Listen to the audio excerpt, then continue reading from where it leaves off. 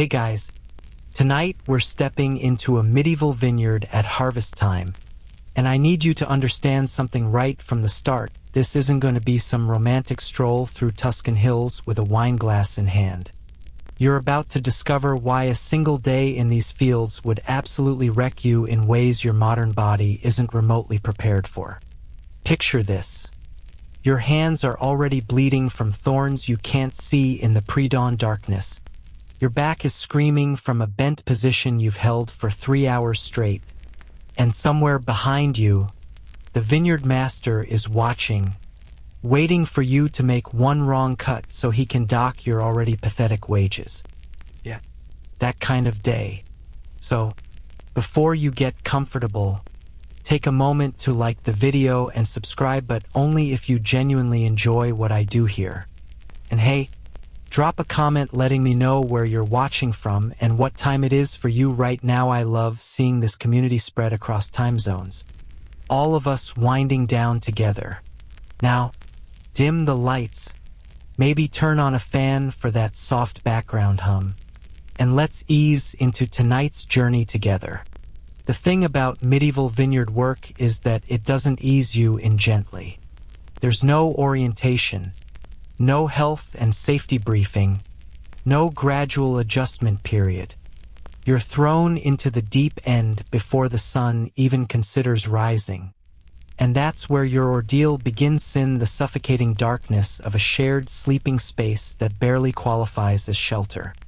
You're jolted awake by the sound that medieval workers dreaded most. The vigil bell from the monastery clanging across the valley. Or worse, the vineyard master's servant literally kicking the door of your hovel open. It's somewhere between 3 and 4 in the morning. Nobody's quite sure, because accurate timekeeping is a luxury reserved for people who don't spend their lives bent double in fields. Your body hasn't had nearly enough rest. You collapsed maybe 2 hours ago after working until you literally couldn't see the vines anymore. And now you're being dragged back into consciousness. The bed you're rising from is essentially a pile of straw that you share with 3 other workers. And yes, it's moving with things that aren't human. Lice, fleas, bedbugs, your constant companions. Your uninvited bedfellows who feast on you nightly. You've got bites covering your body that you've scratched raw. Some of them infected. All of them itching with an intensity that makes you want to claw your own skin off. But there's no time for that now. The master is waiting. You stumble out into air so cold it actually hurts your lungs. September mornings in medieval France or England, or Italy, or the Rhine Valley, they don't mess around. The temperature has dropped dramatically overnight, and you're wearing essentially the same thin woolen tunic you've worn for months. Stiff with dried sweat, dirt, and wine stains that will never come out. The smell? Let's just say medieval workers had a distinctive aroma that could clear a room, except everyone else smelled exactly the same, so nobody noticed. Your first task, before you even get to touch a grape, is to grab your tools. And here's where you realize just how unprepared your soft modern hands are for this work. The pruning hook you're handed has been used by workers for years, sharpened so many times that the blade is uneven and notched. The wooden handle is worn smooth in some places, splintered viciously in others. There's no such thing as ergonomic design here. This tool was made by the village blacksmith during a slow week, and it'll do its job of cutting vines whether or not it destroys your hands in the process. You're assigned to a row, and you'd better remember which one, because getting confused and working someone else's section means a fight. Medieval vineyard workers operated on a piece rate system in many regions. You got paid for what you personally harvested or pruned, which meant your assigned rows were basically your territory. Poach someone else's grapes, and you might find yourself on the receiving end of a pruning hook that's being used for something decidedly not vine-related. The vineyard stretches out before you in the growing dim light, and it's bigger than you imagined. We're not talking about a cute little family plot here. Major monastic vineyards could span hundreds of acres. The Cistercian monks didn't mess around. They were running what amounted to medieval wine corporations, and you're just one tiny cog in their massive agricultural machine. Your row seems to extend forever into the misty morning, each vine a shadowy figure waiting for your attention. Now you're bent over the first vine, and this is where your modern body starts its rebellion. The position required for vineyard work is brutalière stooped at roughly a 45-degree angle, twisting to reach different parts of the vine, squatting, lunging, contorting yourself into positions that yoga instructors would warn against. And you're going to hold these positions for hours, not minutes, hours. Your lower back starts complaining within 10 minutes, sending shooting pains up your spine that make you gasp. By hour 2, it's a constant scream. By hour 4, you've gone partially numb, which is almost worse because you know the pain will come roaring back the moment you try to straighten up. Your hands are already suffering, and you've barely started. The vines aren't the gentle, manicured plants you've seen in modern wine country. These are semi-wild things, covered in rough bark that scrapes your skin with every touch. The leaves have sharp edges. There are thorns, actual thorn suns, some of the older growth, because medieval viticulture hadn't bred out all the aggressive characteristics of wild grapevines. Every time you reach into the dense foliage to find the right cane to cut, you're basically sticking your hand into a scratching machine. And then there's the moisture. The vines are covered in dew, which sounds poetic until you realize that your hands are now freezing cold and wet, making everything harder to grip. The pruning hook keeps slipping. Your fingers are going numb, but you can't stop because the vineyard master is making his rounds, and he's already shouted at 2 workers for being too slow. Let's talk about this vineyard master for a moment, because he's going to be the bane of your existence. In a monastic vineyard, he might be a monk who's been assigned this duty, someone who takes the work deadly seriously because the monastery's wine production funds everything from copying manuscripts to feeding the poor.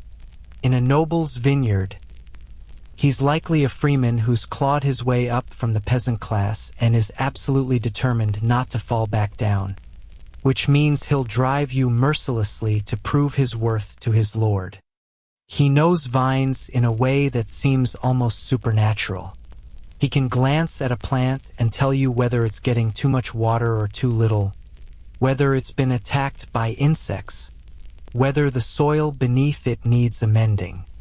He expects you to somehow absorb this knowledge through osmosis while also working at a backbreaking pace. When you make a cut in the wrong place and you will, because you have no idea what you're doing, appears behind you like a wine-scented ghost and delivers a lecture that's equal parts botanical wisdom and personal insult. Are you trying to kill my vines? Or are you just naturally this stupid? He might ask, his breath visible in the cold morning air. That cut is 3 inches too high. You've left too much old wood. Do you know what happens when you leave too much old wood? You don't, obviously.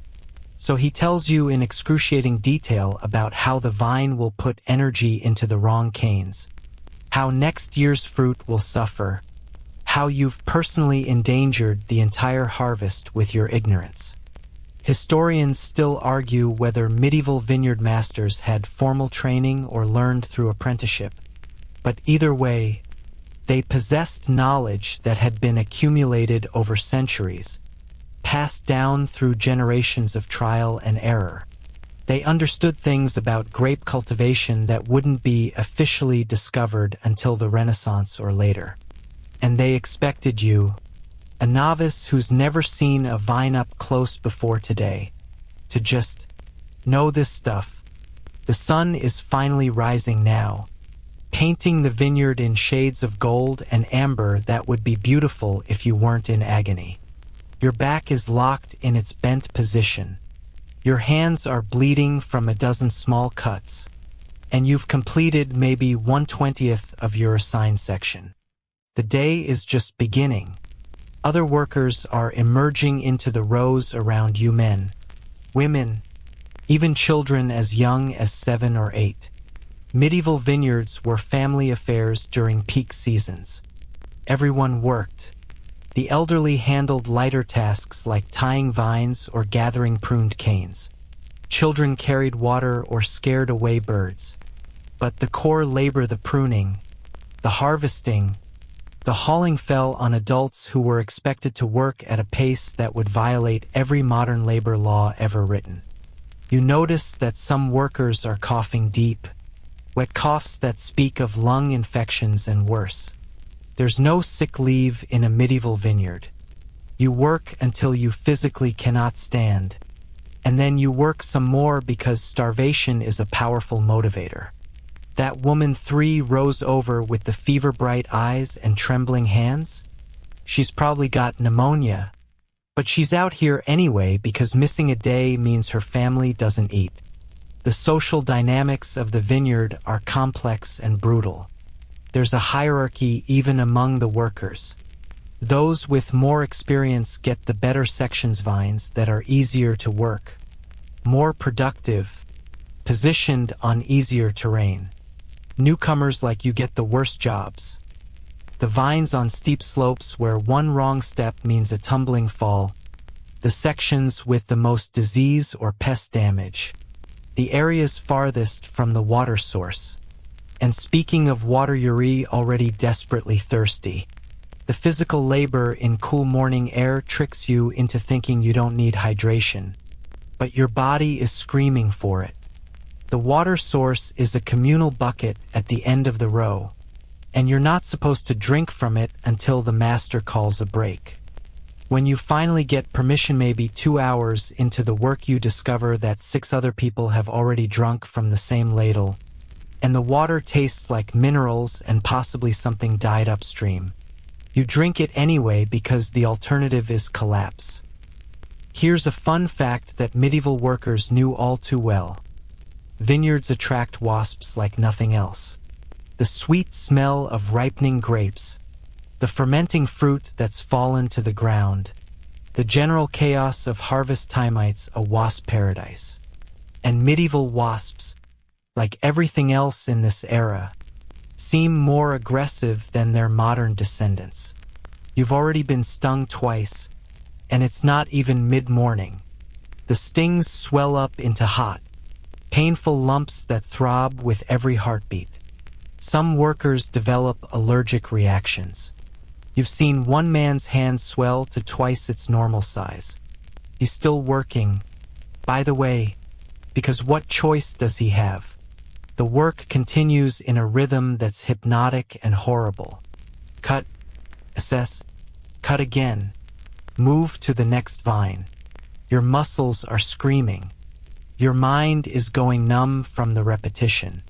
This is the reality of medieval labor, not the dramatic battles or grand feasts you see in movies, but this grinding, endless physical work that consumes entire lives. You're starting to understand why medieval people aged so differently than we do now. A 30-year-old vineyard worker looked 50 by modern standards. Their backs were permanently bent, their hands gnarled into claw-like shapes from years of gripping tools, their faces weathered by constant sun and wind exposure. If you survived childhood diseases, you might live to a decent age, but you'd live it in a body that was broken down by labor. The monastery bell rings again its prime, the first canonical hour of monastic prayer, which means it's around 6 in the morning. You've been working for roughly 3 hours. Your body is already done, completely spent, begging for rest. The vineyard master announces a short break, 15 minutes, to eat whatever you brought with you. Your breakfast is a hunk of dark bread so hard you have to soften it with water before you can chew it, and maybe some cheese if you're lucky. The bread is made from a mixture of grains, wheat if times are good, but probably mostly rye or barley. maybe some peas ground into the flour to stretch it further.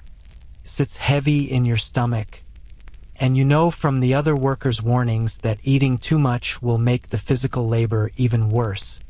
But you're starving, so you eat it all anyway. Around you, workers are tending to their injuries.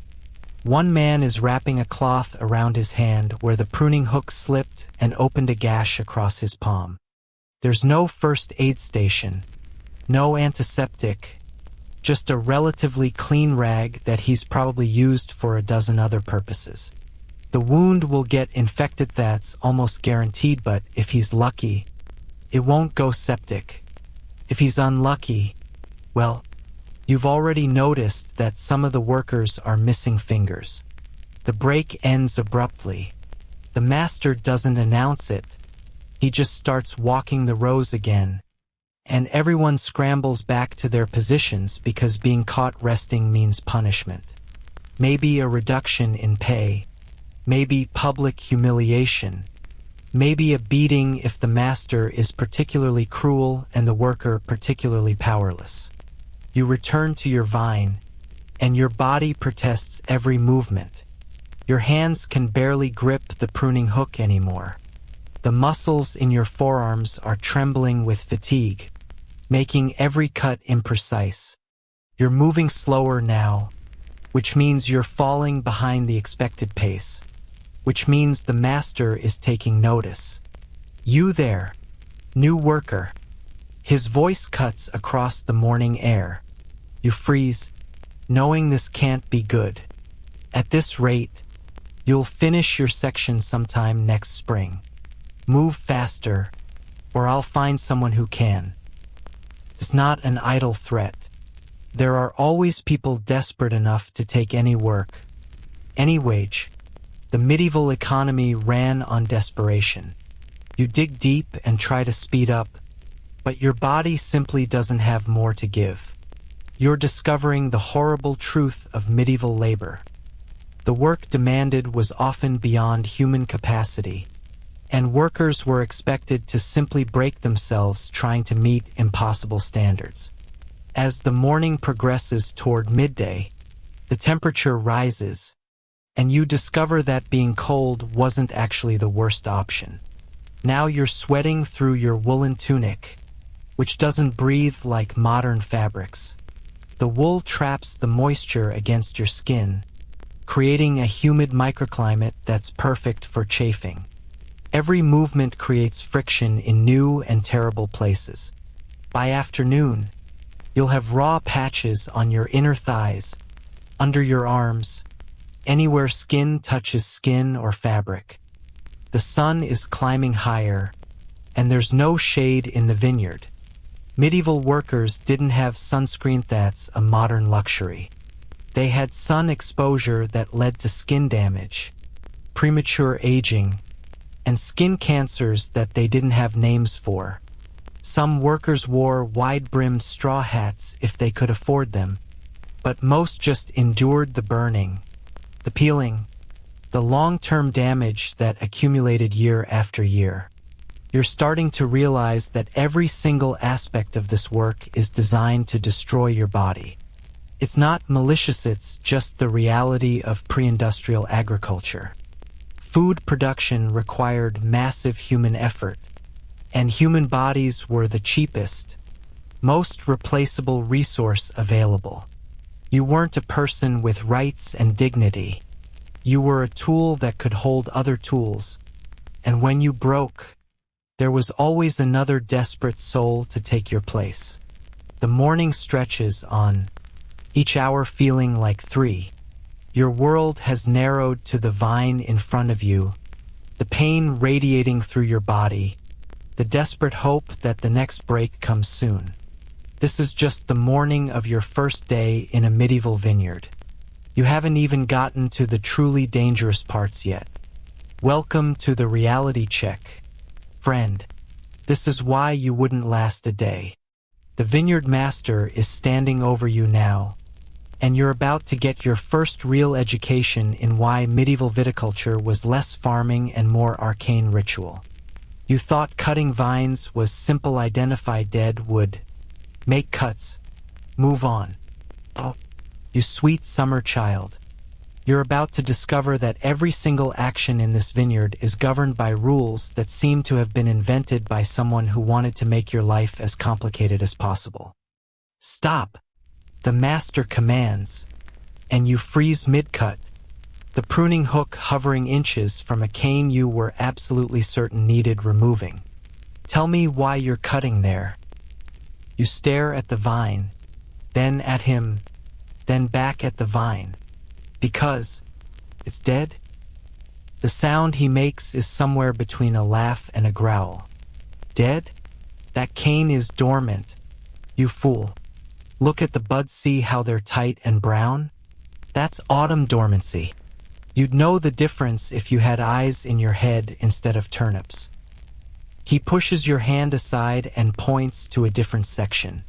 This is what you cut. See how the wood is gray and brittle? See how it snaps instead of bending? That's dead. What you were about to remove would have given us fruit next season. You want to argue that they look exactly the same to your untrained eyes, but you've already learned that arguing with the master is a waste of breath and a guaranteed way to earn extra work. So you nod. Try to memorize the subtle difference between dormant and dead that apparently every medieval peasant child could identify by age 5, and move to make the correct cut. Wait. His hand shoots out, stopping you again. The angle. You're cutting straight across like you're chopping firewood. Do you want to collect rainwater in that cut so disease can take root? Cut at an angle, sloping away from the bud, so water runs off, and the distance 2 finger widths from the bud. No more, no less. Closer and you damage the bud. Farther and you leave a stub that will rot. This is insane. You're being asked to make precision cuts with a tool that's basically a sharpened piece of iron attached to a stick. While your hands are numb from cold and slippery with dew and blood, while your back is spasming from the bent position, while the master breathes down your neck criticizing every microscopic decision. But here's the thing that's slowly dawning on you. He's right. Every instruction, no matter how pedantic it seems, is based on centuries of accumulated knowledge. Medieval vineyard workers understood plant biology in practical terms that wouldn't be scientifically explained for hundreds of years. They knew that water sitting in cuts promoted fungal growth, even if they didn't know what fungi were. They understood that vine placement affected fruit quality, even if they couldn't explain photosynthesis. Their knowledge was empirical, hard-won through generations of trial and error, and now you're expected to absorb it all immediately or suffer the consequences. The master moves on to terrorize another worker, and you attempt to apply his instructions. Angle the cut. Measure with your fingers, which are so swollen from work that you're not sure if 2 finger widths now equals what it was an hour ago. Avoid the bud. You make the cut, and it's clumsy but probably acceptable. You move to the next cane that needs removing. Except now you're second-guessing everything. Is this one dormant or dead? The color seems wrong, but is it gray wrong or brown wrong? You bend closer, trying to examine the buds, and a thorn catches your cheek, drawing a line of blood that stings viciously. You make a decision, make the cut, and immediately wonder if you've just destroyed next year's harvest. What you're experiencing is the impossible standard of medieval skilled labor. There was no instruction manual, no training video, no gentle learning curve. You learned by doing, by being shouted at, by making mistakes that cost your employer money and therefore cost you wages or worse. The knowledge existed entirely in the heads of experienced workers, and they transmitted it through demonstration and correction, most of which involved making you feel like the stupidest person who ever lived.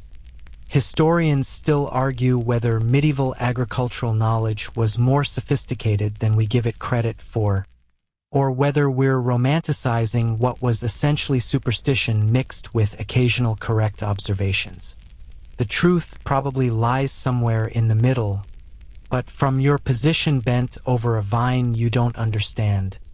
It all feels like magic. Here's something that would blow your modern mind. The lunar calendar governed vine work. The master consults it religiously literally, since it's often kept by the monastery. Pruning during a waxing moon supposedly encouraged growth. A waning moon was for cutting back. New moons were for planting. Full moons affected fermentation. You think this is nonsense? Obvious medieval superstition. Until you notice that the experienced workers take it deadly seriously and swear they can taste the difference in wine made during the wrong moon phase.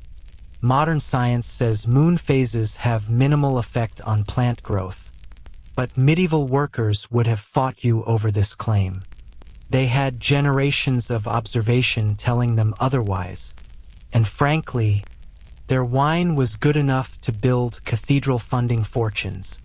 So maybe they knew something, or maybe confirmation bias is a hell of a drug.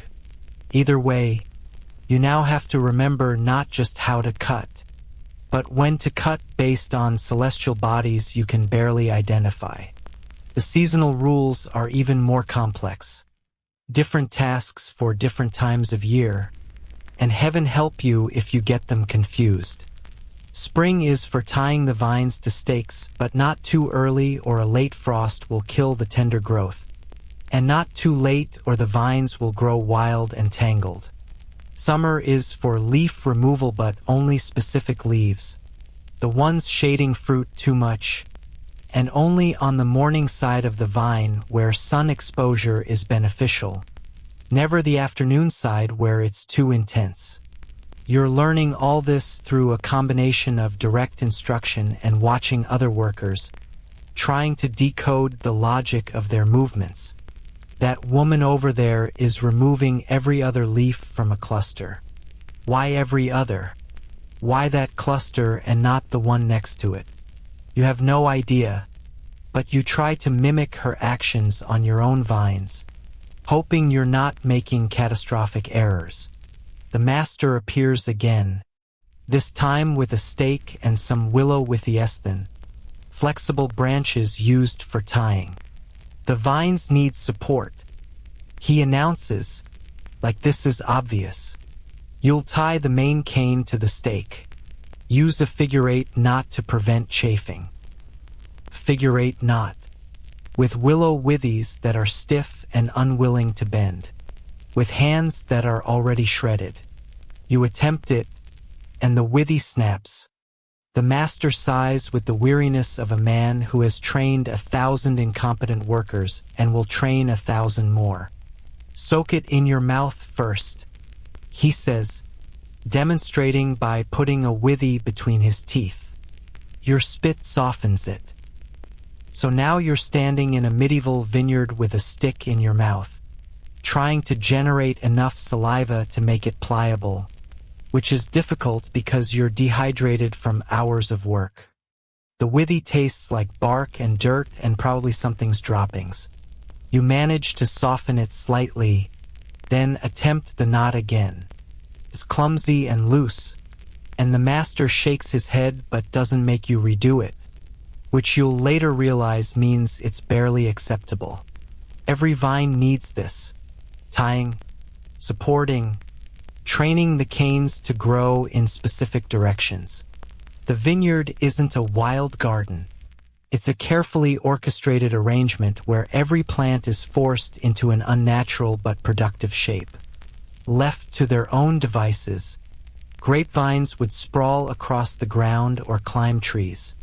Medieval viticulture turned them into compact, manageable units that maximized fruit production in minimal space. The geometry of it all is actually quite clever. Vines are spaced precisely far enough apart that they don't compete for resources.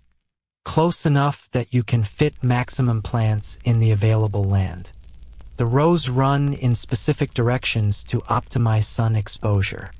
In hillside vineyards, which are common because grapes like good drainage, the terracing follows contours that prevent erosion while creating microclimates for the vines. You're starting to see that medieval vineyard design was sophisticated in ways you never imagined. These weren't random plantings. They were carefully planned installations that took into account drainage, sun angle, wind patterns, and soil composition. The master knows exactly which sections produce the best fruit for wine versus table grapes versus Verjuicethat sour grape juice used in cooking. He knows which vines are temperamental and need extra attention, which are reliable workhorses, which are experimental varieties that might or might not survive the winter. A child appears maybe 10 years old, definitely underfed, carrying a bucket of what smells like concentrated death. Fertilizer application. The master announces. Each vine gets one ladle, poured in a circle around the base, not touching the trunk. The fertilizer is, as you suspected, a fermented mixture of animal manure, human urine, and rotting plant matter. It has been sitting in a pit somewhere, breaking down into this unholy slurry that supposedly feeds the vines. The smell is indescribable. Imagine the worst public bathroom you've ever encountered. Mix it with a barnyard. Add a note of decomposition, and you're getting close. You take the ladle, trying to breathe through your mouth, and start applying the mixture. It splashes, because of course it does, hitting your legs and feet. The liquid is warm still, actively fermenting, and it soaks through your cloth shoes immediately. You try not to think about the fact that you'll be wearing these same shoes, now fertilizer soaked, for the rest of the day, the rest of the week, probably, since you only own one pair. Not there. The master shouts. You've apparently poured too close to the trunk, which can burn the vine. You try to scrape the offending fertilizer away with your already filthy hands, which just spreads it around more. The master makes that sighing sound again and moves on, clearly deciding you're a lost cause. The fertilizer application continues down the row. Your nose has gone partially numb to the smell, which is probably your brain's self-defense mechanism kicking in. Other workers are doing the same task in their sections, and you can track their progress by the intensifying waves of stench rolling across the vineyard. Here's a quirky bit of medieval viticulture that sounds made up but isn't. Some vineyards use different fertilizers for different wine characteristics. Want sweeter grapes? More manure. Want stronger vines? Add bone meal. Want to impress the visiting bishop with your wine's complexity? There were recipes involving everything from pigeon droppings to ground-up fish. Whether any of this actually worked or was just medieval winemaking theater is debatable, but the masters took it seriously, maintaining secret fertilizer recipes like they were guarding nuclear launch codes. The morning is advancing toward midday, and you've now been working for roughly 6 hours with only that brief breakfast break. Your body has moved beyond pain into a kind of numb functionality. You're a machine that makes cuts and ties knots and pours terrible-smelling liquid, and you'll continue being that machine until you're told to stop. The master returns with new instructions. Shoot removal, he says, pointing to small green shoots emerging from the main vine trunk. These are suckers. They steal energy from the fruit-bearing canes. Pinch them off at the base. Check every vine. So now you're going back over vines you've already worked, looking for these shoots that you didn't even notice before because you were focused on pruning and tying. They're everywhere once you start looking, little green bursts of growth emerging from seemingly random places on the vine. You pinch one between your fingernails and pull. Comes away with a satisfying snap, leaving a small wound on the trunk. No, no, no. The master is back, because apparently you can't do anything right. You're tearing the bark. Pinch cleanly, or you create an entry point for disease. Like this. He demonstrates a technique that looks identical to what you were doing, but apparently contains some subtle difference that separates competence from disaster. You try again, attempting to pinch more cleanly, whatever that means. The shoot resists, then suddenly gives way, and yes, you've torn the bark again. The master has already moved on, though probably to prevent himself from firing you on the spot. The shoot removal continues. Each vine has a dozen or more suckers, which means you're pinching off hundreds, thousands over the course of the day. Your fingernails are starting to split from the repetitive pressure. The green sap from the shoots is staining your hands, mixing with the blood and dirt and fertilizer to create a coating that you're pretty sure will never come off. Medieval workers had hands that were basically leather by the time they reached adulthood. Calluses upon calluses, scar tissue, permanently stained skin, nails that were thick and yellow and barely grew anymore.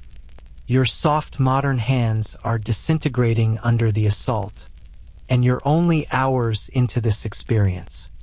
Here's something that would never appear in a romantic medieval painting.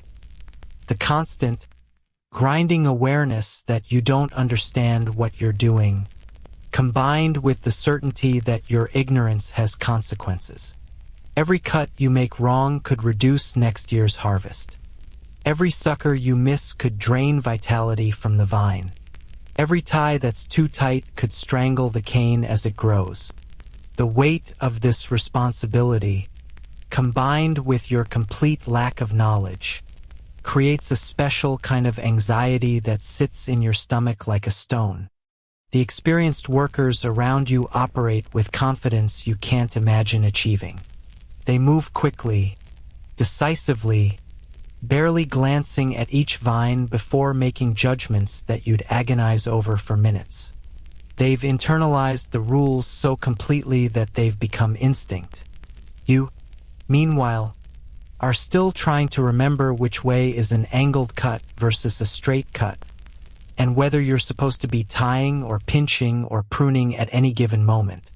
The sun reaches its peak, and someone rings a bell time for the midday meal.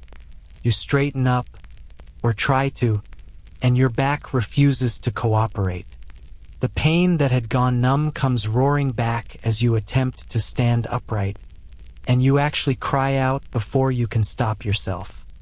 Other workers chuckle. They remember their first days, the shock of discovering what this work does to a body.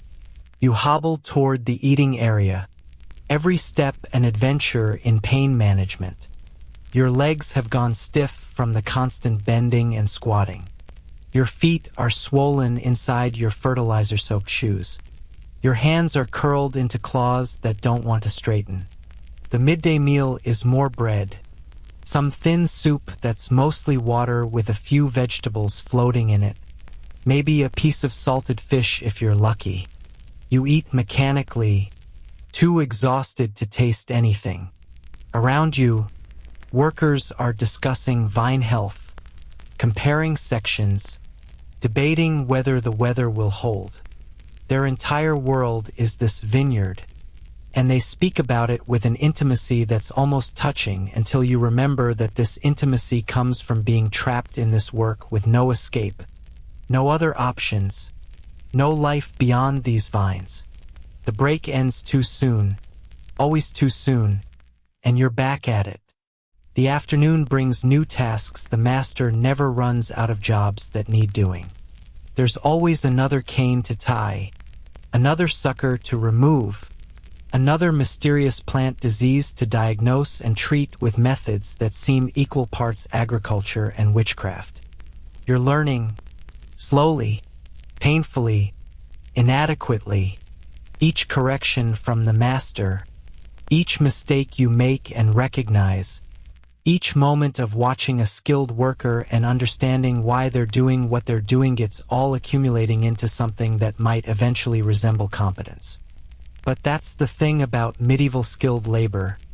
By the time you've learned enough to be truly useful, your body is already breaking down from the work.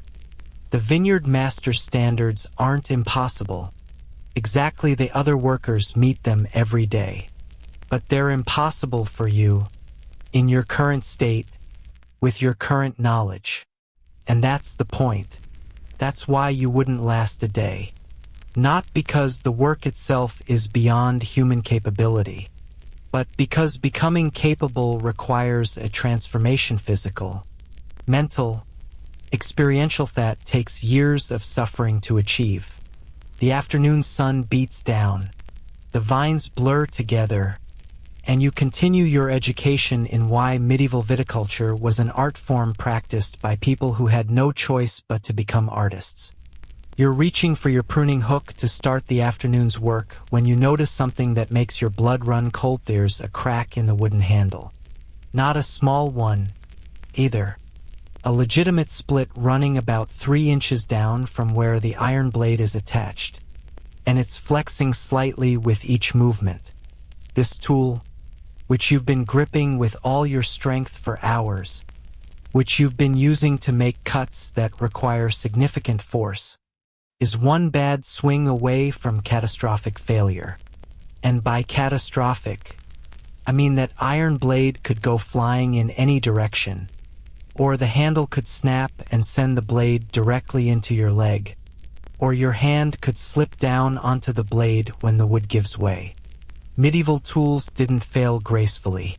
They failed in ways that left people maimed or dead. You show it to the master, hoping for a replacement, maybe even a word of concern for your safety. He glances at it, shrugs. Wrap it with some twine. It'll hold. We don't have spare hooks until the blacksmith finishes the new batch next month. Next month. You're expected to use a weapon because that's what this is. Essentially, that could fail at any moment. For the next 30 days. You find some twine, wrap it tightly around the crack, and hope that medieval craftsmanship and prayer will keep you from losing a limb. Spoiler alert, prayer was doing a lot of heavy lifting in medieval workplace safety. The tools of a medieval vineyard weren't just primitive. They were actively hostile to human well-being. Let's take a tour of your arsenal of potential self-mutilation. Shall we? The pruning hook you're currently nursing along is made from iron that was smelted in a process that left impurities and weak spots throughout the metal. Medieval metallurgy was improving by this period, but it was still inconsistent. One blade might last for years, while another from the same batch could shatter on the first hard cut. The edge, sharpened on a whetstone by someone who may or may not have known what they were doing, is wickedly sharp in some places and nearly dull in others. This irregular edge catches on wood unpredictably, sometimes slicing clean, sometimes jerking violently in your grip. The handle is made from whatever wood was available, ash if you're lucky, because it's strong and flexible, but often just pine or whatever young tree was convenient to cut. There's no treatment, no sealant, no preservative. The wood swells when wet, shrinks when dry, develops splinters like it's trying to teach your hands a lesson. That smooth, polished feeling you get from a modern tool handle? Medieval workers would laugh themselves sick at the concept. Their tools had the smoothness of a cheese grater.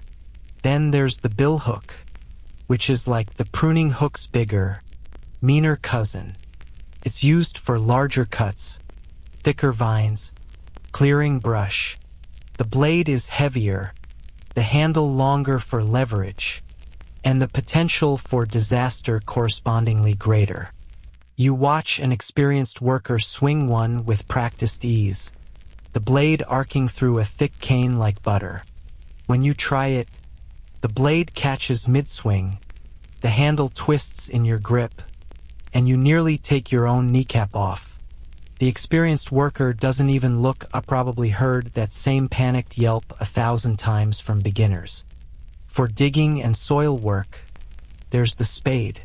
Now, you might think a spade is relatively safe, just a flat blade for moving earth, right? Wrong. Medieval spades had iron blades attached to wooden shafts with basic socket joints that could separate without warning. You'd be driving the spade into hard soil, putting your full weight on it, and suddenly the blade would pop off and the shaft would slam into your chest or face. The blade itself was sharpened because dull tools are inefficient, which meant that when it did separate, you had a sharp metal object flying loose. The wooden stakes used for supporting vines deserve their own horror story. These are rough-cut posts, maybe 6 feet tall, pointed at one end for driving into the ground. They're carried in bundles, and if you've ever gotten a splinter, imagine getting dozens of them at once from hoisting a bundle of untreated stakes onto your shoulder. The points are sharp enough to puncture skin. You've already watched one worker drop a bundle and have a stake go straight through his foot. He wrapped it in cloth, stuck some moss on it for the bleeding, and kept working because, again, starvation is a hell of a motivator. For pounding these stakes into the ground, there's the mallet. It's essentially a large piece of hardwood, shaped vaguely like a cylinder, with a handle stuck through it. When you swing it to drive a stake, the handle can slip through the mallet head if it's worn, which means several pounds of wood fly off in whatever direction momentum carries it. You've already seen this happen twice this morning. Both times, workers dove out of the way, shouted some curses, retrieved the mallet head, and continued working. Just another day in the vineyard. Historians still argue whether medieval tool-related injuries were reported accurately or massively underreported. But given that most workers were peasants whose injuries didn't make it into official records, we probably only know about the catastrophic cases. The everyday maiming, slosed fingers, permanent limps, blinded eyes just faded into the background noise of medieval life. Here's a fun detail that really captures the medieval approach to tool safety. Sharpening was done communally at the end of the day, and the person sharpening your blade was often drunk.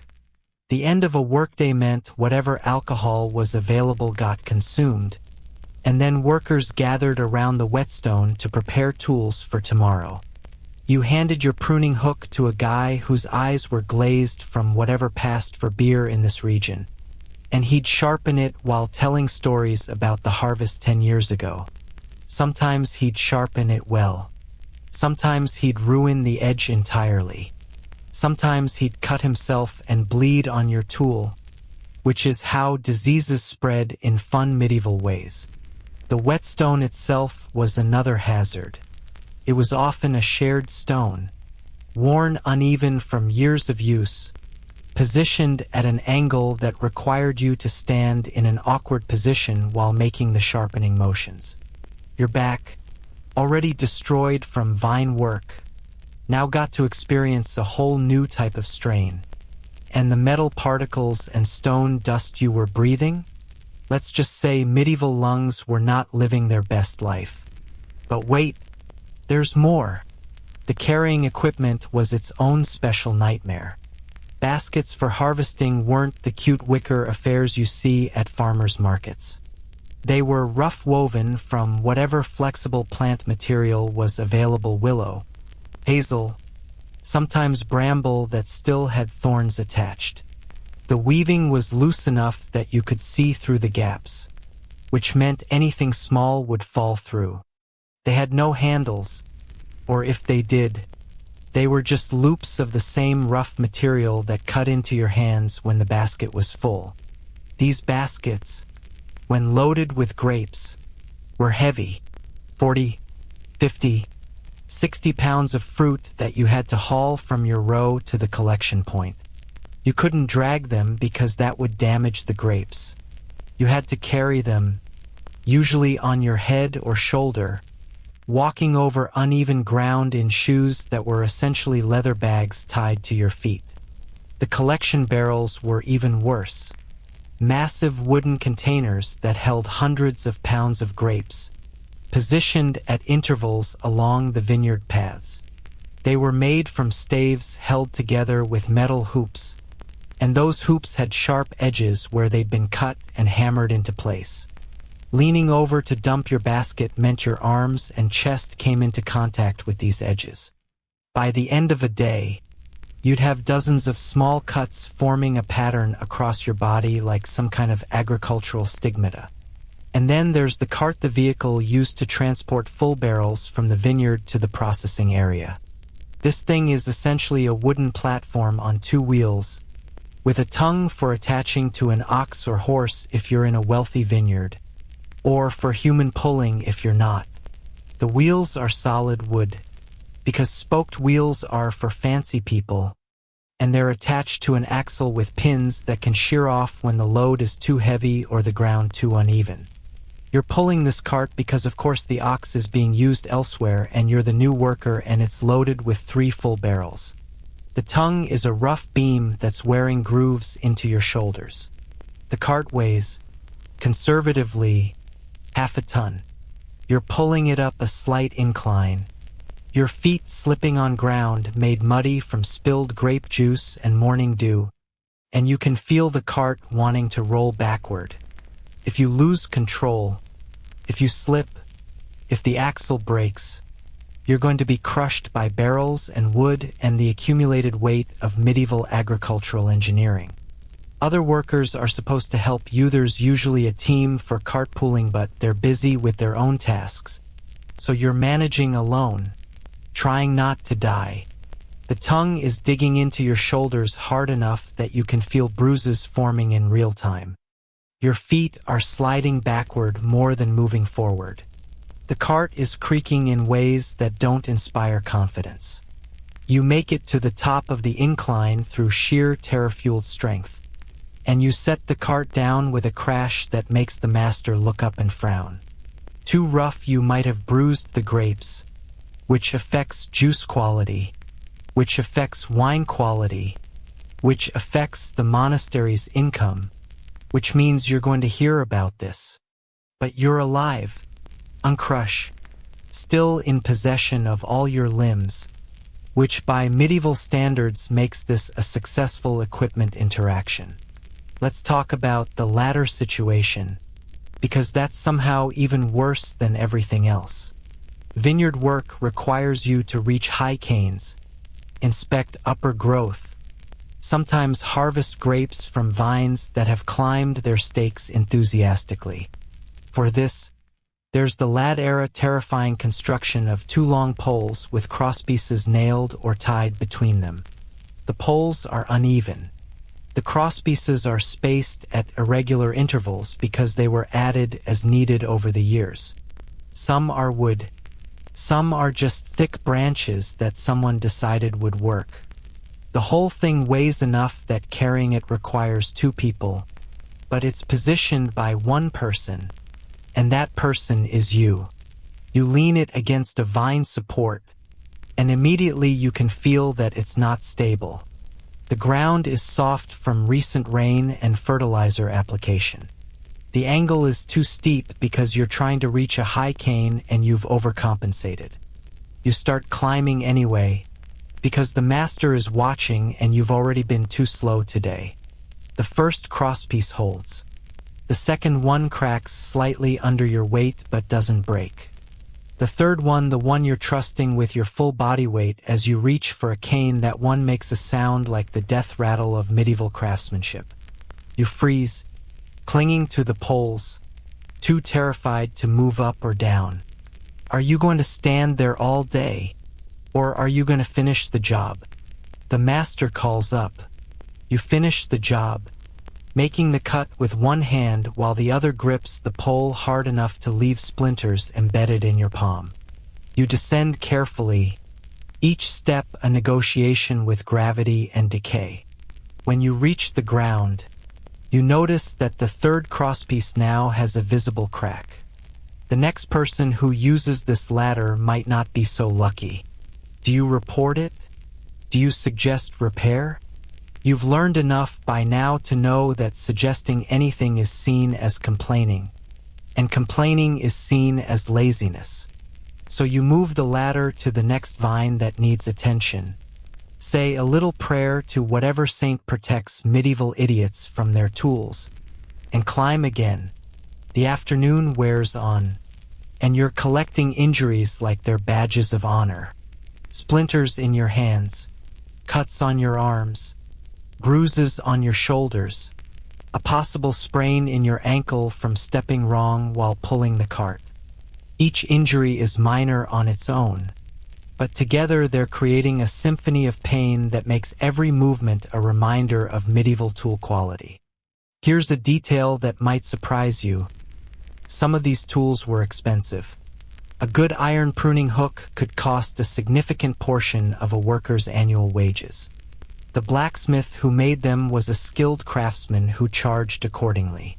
But expensive doesn't mean safe, it just means carefully maintained by people who couldn't afford replacements. So you get tools that are used long past their prime, repaired and re-repaired, worn down and built back up, until they're Frankenstein's monsters of medieval metallurgy. The vine stakes you're driving into the ground, some of them are on their third or fourth season. They've rotted at the base, been sharpened to a new point, and put back into service. They split when you hammer them. They lean drunkenly because the ground doesn't hold them properly anymore. They fail mid-season and have to be replaced, which means more work, more carrying, more opportunities for injury. You're starting to understand why medieval workers looked so weathered. It wasn't just the sun and the hard labor, it was the constant low-level violence of working with tools that were designed when safety wasn't even a concept people had words for. Every day was a battle against equipment that could turn on you at any moment, and every day you survived was essentially luck. The basket you're carrying splits as you're walking to the collection barrel. The bottom just gives way, and 50 pounds of grapes hit the ground in an explosion of fruit and juice. You stand there, holding the sides of a basket that no longer has a bottom, watching the grapes you spent an hour picking roll away down the slope. The master sees it, walks over, examines the failed basket, and says, "You carried it wrong. Put too much weight on the weak spot." Was there a weak spot? Could you have seen it? Should you have known? These questions don't matter. You carried it wrong, which means the lost grapes are your fault, which means your pay is docked. You salvage what grapes you can, picking them up from the dirt. You'll go in the lower quality batch and find a different basket to continue your work. This replacement basket looks even worse than the first one, but it's what's available.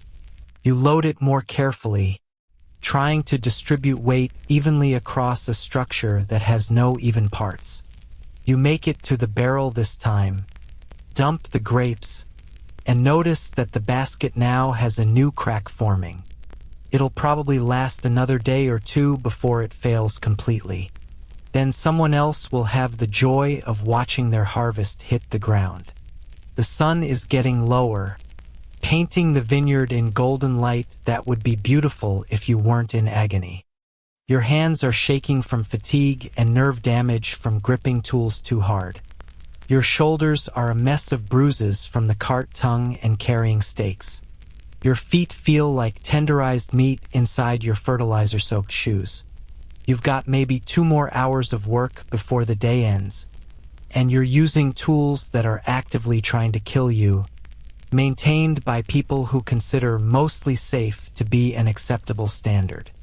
This is the reality of medieval labor, the grinding knowledge that your equipment is as much an enemy as an aid, and that survival depends on constant vigilance, good luck, and the ability to keep working even after the inevitable injuries occur. Welcome to the tool shed of nightmares. Friend, try not to lose any fingers. The master is waving you over to the fertilizer pit, and every instinct in your modern body is screaming at you to run in the opposite direction. You've already had a preview of what's coming. That earlier bucket application was apparently just the appetizer. Now you're getting the full medieval soil amendment experience, and it's going to be worse than you can possibly imagine. The pit itself is about 6 feet deep and 10 feet across, dug into the ground at the edge of the vineyard. It's been here for years, probably decades, accumulating layers of organic matter that have broken down into a substance that shouldn't exist in nature. The smell hits you from 20 feet away, a physical wall of stench that makes your eyes water and your stomach lurch. You've smelled bad things before. You've walked past dumpsters in summer, driven past paper mills, maybe even dealt with a backed-up sewer. This is different. This is aggressive. This smell has malicious intent. We're mixing today's batch.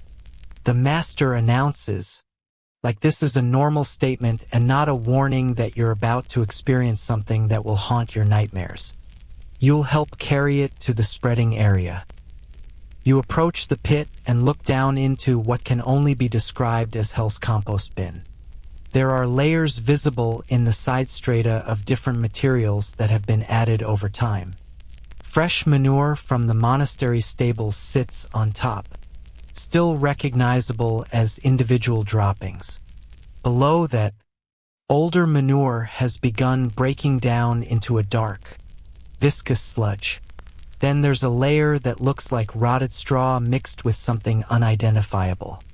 Further down, the materials have decomposed completely into a black, liquid substance that bubbles occasionally, releasing gas pockets that add their own special notes to the already overwhelming smell.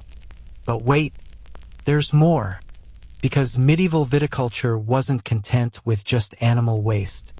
Oh no, human waste was considered especially valuable for vineyards. The monastery's latrines were emptied directly into this pit. Every chamber pot from the workers' quarters, every bucket from the outhouses, all of it came here. The logic was sound. Actually, human waste is high in nitrogen, which vines love. But the reality of working with it is something no amount of agricultural benefit can justify. A worker hands you a long-handled wooden paddle. You stir, he says, gesturing to the pit. Mix the fresh with the old. Break up the clumps. Get it to an even consistency. You're going to have to climb down into this pit. That's what's dawning on you now.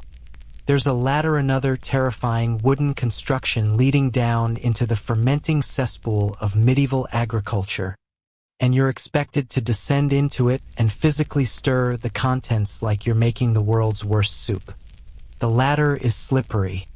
Of course it is. It's been used for this purpose so many times that it's permanently coated in a layer of organic film. Your hands slip on the rungs as you descend, and you have to grip tighter, which means you're getting more of the substance on your skin. The smell intensifies with each step down. By the time you reach the bottom, you're breathing through your mouth, which is a mistake because now you can taste a thick, organic flavor that coats your tongue and throat. Your feet sink into the mixture at the bottom of the pit. It's not solid, but it's not quite liquid either. Somewhere in between, a semi-solid mass that yields under your weight with a squelching sound that will echo in your memory forever. The level comes up to your ankles, and you can feel the warmth of it through your shoes. Still actively decomposing, generating heat from bacterial action. which means you're standing in a biological reactor that's cooking at body temperature. You start stirring with the paddle, and the effort required is immense. This isn't like mixing cake batter. This is thick, resistant material that doesn't want to be mixed. You have to use your full body weight, driving the paddle down and pulling it through the mixture. Each stroke releases new waves of smell as you break up pockets of gas that have been trapped in the fermenting mass. Chunks surface as you stir. You try not to look at them too closely. Try not to identify what they might have been before they ended up here. Is that straw? Probably. Is that, let's call it organic matter. Everything is organic matter. Don't think about specifics. The other workers are shoveling fresh material in from above, more manure, more straw, and yes, there's someone dumping buckets of human waste directly into your mixing area. It splashes. Some of it hits you. You're beyond disgust now, beyond horror, operating in a state of numb acceptance that this is your reality. Here's something that medieval agricultural texts actually recommended: letting the mixture mature for at least 6 months before application. The pit you're standing in contains material from last spring, which means it's been fermenting through the entire summer. The bacterial action has broken down the solid waste into nutrients that vines can actually use, but it's also created a chemical cocktail that's doing interesting things to your skin wherever it makes contact. Your legs are starting to itch where the mixture has soaked through your shoes and hose. It's not a gentle itch, it's a burning, aggressive sensation that makes you want to claw your skin off. The combination of ammonia from decomposing urine, various organic acids from the fermenting matter, and who knows what else is essentially giving you a chemical burn in slow motion. Faster! The master calls from above. We need 3 cartloads mixed by evening. 3 cartloads. You've been stirring for maybe 20 minutes and you've barely made a dent in the pit's contents. You're going to be down here for hours, breathing fumes that are probably taking years off your life, standing in waste that's seeping into your pores, mixing humanity's refuse with livestock's leavings to create the perfect vine food. Historians still argue whether medieval workers understood the health risks of handling waste like this, or whether they simply had no choice and did it anyway. Probably the latter. When your options are stand in a pit of fermenting excrement or starve, you grab a paddle and start stirring. The mixing technique has to be specific, of course, because nothing in a medieval vineyard can be simple. You can't just stir randomly. You have to work from the bottom up, bringing the older, more decomposed material to the surface while working the fresh material down. This ensures even decomposition and consistent nutrient distribution. The master is watching, and he'll know if you're cutting corners. Your arms are burning from the effort. The paddle is heavy. The mixture is resistant, and you're working at an angle that puts maximum strain on your shoulders and back. Sweat is pouring down your face, mixing with the occasional splash from your stirring efforts, and you can't wipe it away because your hands are covered in filth. The sweat runs into your eyes, stinging, blurring your vision, and you have to blink it away while continuing to stir. There's a technique to getting out of the pit without spreading the contents everywhere. You're supposed to scrape your feet on the edge of the pit, use a rag to wipe the worst of it off, and only then climb the ladder. But the rag is just a piece of old sacking that's been used for this purpose 1,000 times before. It's saturated with dried residue from previous applications. Using it to clean yourself is like using a dirty sponge to wash dishes, just redistributing filth. You emerge from the pit looking like a creature from a bog. Your legs are coated to the knees. Your hands and arms are splattered. There are streaks on your face where you try to wipe away sweat. The other workers barely glance at you. They've all done this job. They all know the horror of it. And your suffering is just a normal part of the agricultural cycle. But you're not done. Oh, you sweet summer child. The mixing was just phase 1. Now comes the spreading. The mixed fertilizer has to be loaded into barrels, transported to the vineyard sections that need it, and spread around the vines. You're on loading duty, which means using a shovel to scoop the mixture from the pit into barrels that are positioned on the ground nearby. Each shovelful is heavy, waterlogged with liquids that have accumulated during fermentation. The mixture slides off the shovel in thick globs that hit the barrel with wet sounds that make you queasy. The barrel fills slowly. 10 shovelfuls, 20, 30. Your back is screaming from the bent position required to shovel from the pit. Your shoulders are trembling from the weight. The smell is permanent. No, you're not even sure if it's still in the air or if it's just burned into your nasal passages forever. You finally fill 1 barrel, and you see there are 8 more waiting to be filled. By the 3rd barrel, you're moving on autopilot. Scoop, lift, dump, scoop, lift, dump. The rhythm is hypnotic and horrible. Your mind tries to wander to escape the reality of what you're doing, but the physical sensations keep dragging you back. The burn on your legs is getting worse. Your hands are developing blisters under the coating of filth.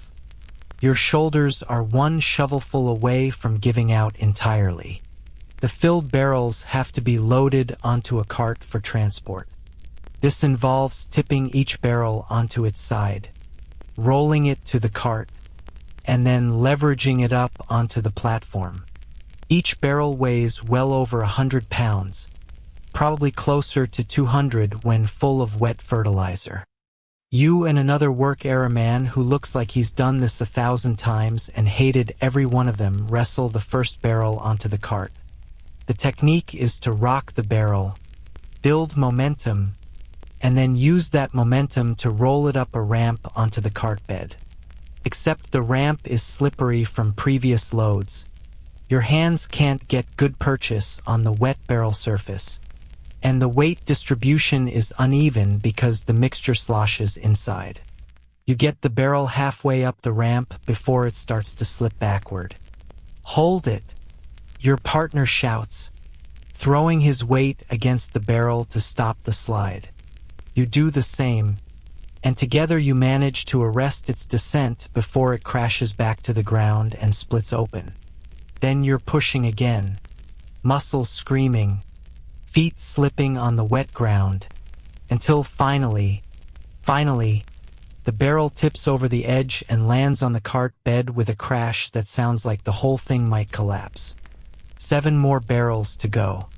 By the time the cart is loaded, you're not entirely sure you're still human. You're a collection of pains held together by soiled clothing and desperation. The cart needs to be pulled to the vineyard sections. And of course, you're one of the pulling team. The tongue settles onto your shoulder, the same shoulder that's already bruised from earlier, and you begin the trudge across the vineyard. The spreading process involves ladling the mixture around each vine, as you did this morning, but with much larger quantities. A full ladle of this fermented nightmare around every plant in the section. The smell, which you thought couldn't get worse, intensifies in the sun. As the mixture hits the warm soil, it releases fresh waves of ammonia and sulfur compounds. Other workers are doing the same in their sections. So the entire vineyard is becoming a low-lying cloud of agricultural funk. You're pouring, and some of it splashes back onto you. Your clothes are becoming saturated. The mixture is soaking through, touching skin, creating new areas of chemical irritation. You can feel it on your chest now, your stomach, even your back where it's splashed around. Your entire body is being slowly marinated in medieval fertilizer. A thought occurs to you, you're going to have to sleep in these clothes. There's no shower waiting at the end of the day, no fresh clothing, no laundering service. You'll scrape off the worst of it, maybe rinse with cold water if you're lucky, but the smell and the residue will be your companions through the night. And tomorrow, you'll put these same clothes back on and do it all again. Here's a fun fact that really captures the medieval relationship with waste. Some regions believed that the smell of fermenting manure kept evil spirits away from the vines. So not only was this practice agriculturally necessary, it was spiritually protective. The worse it smelled, the better the protection. You can imagine the theological discussions. Yes, Brother Thomas, I know it's unbearable, but would you rather have demons in the vineyard? The application continues into the late afternoon. Barrel after barrel is emptied around the vines. Your section, your neighbor's section, the entire southern quarter of the vineyard is being treated. The ground is dark with moisture, and the smell is achieving new dimensions of terrible. Birds have stopped flying over this area. Insects that were buzzing around earlier have disappeared. Even the wasps, those persistent vineyard pests, have decided this is too much. You're on the last barrel when disaster strikes. Another worker, exhausted and not paying attention, tips his barrel too quickly. The mixture sloshes out in a wave that catches you full in the chest and face. It's in your mouth before you can close it hat thick. Organic taste times 1,000. It's in your eyes, burning with chemicals and bacteria that have no business being near mucous membranes. It's in your nose, and you're coughing, gagging, trying to expel it while not breathing in more. The other worker apologizes, but the damage is done. You're soaked, properly soaked, from chest to knees.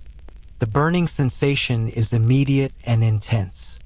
Your eyes are streaming tears, which at least helps wash some of it out.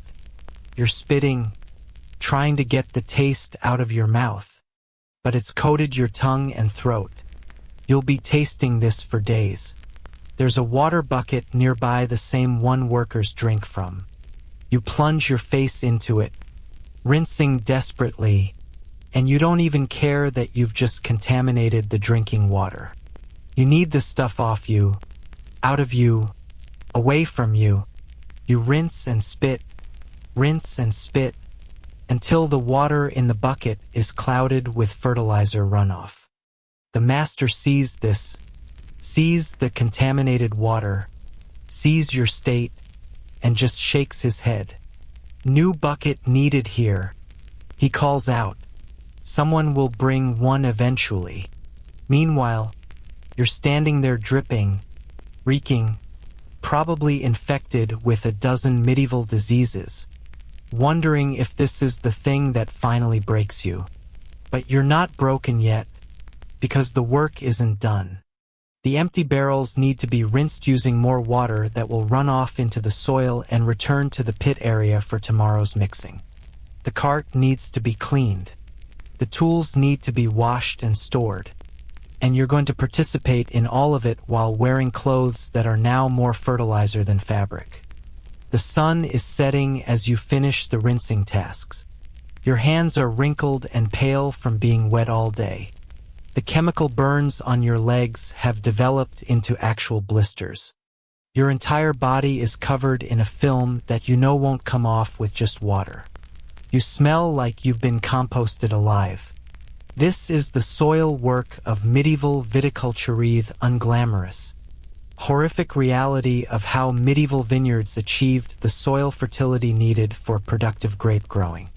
Every bottle of monastery wine, every nobleman's vintage, every communion cup filled with sacramental wine was built on this foundation of fermented waste and human suffering. And tomorrow, if the vines in another section need feeding, You'll do it all again. You're standing in your assigned row at dawn, and something feels wrong. The vines look different than they did yesterday. There's a grayish-white powder coating the leaves on several plants, and the grapes themselves have dark spots that weren't there before. You're about to learn that the vines themselves are fragile, temperamental things that can turn on you with a speed that's genuinely terrifying, and that medieval workers lived in constant fear of the dozens of ways a crop could fail. The master appears beside you so quietly that you jump. He's examining the powdery leaves with the intensity of a doctor diagnosing a plague victim, which isn't far off from what this actually is. Mildew, he says, the word dropping like a death sentence. Started sometime in the night. If it spreads, we lose everything. Everything.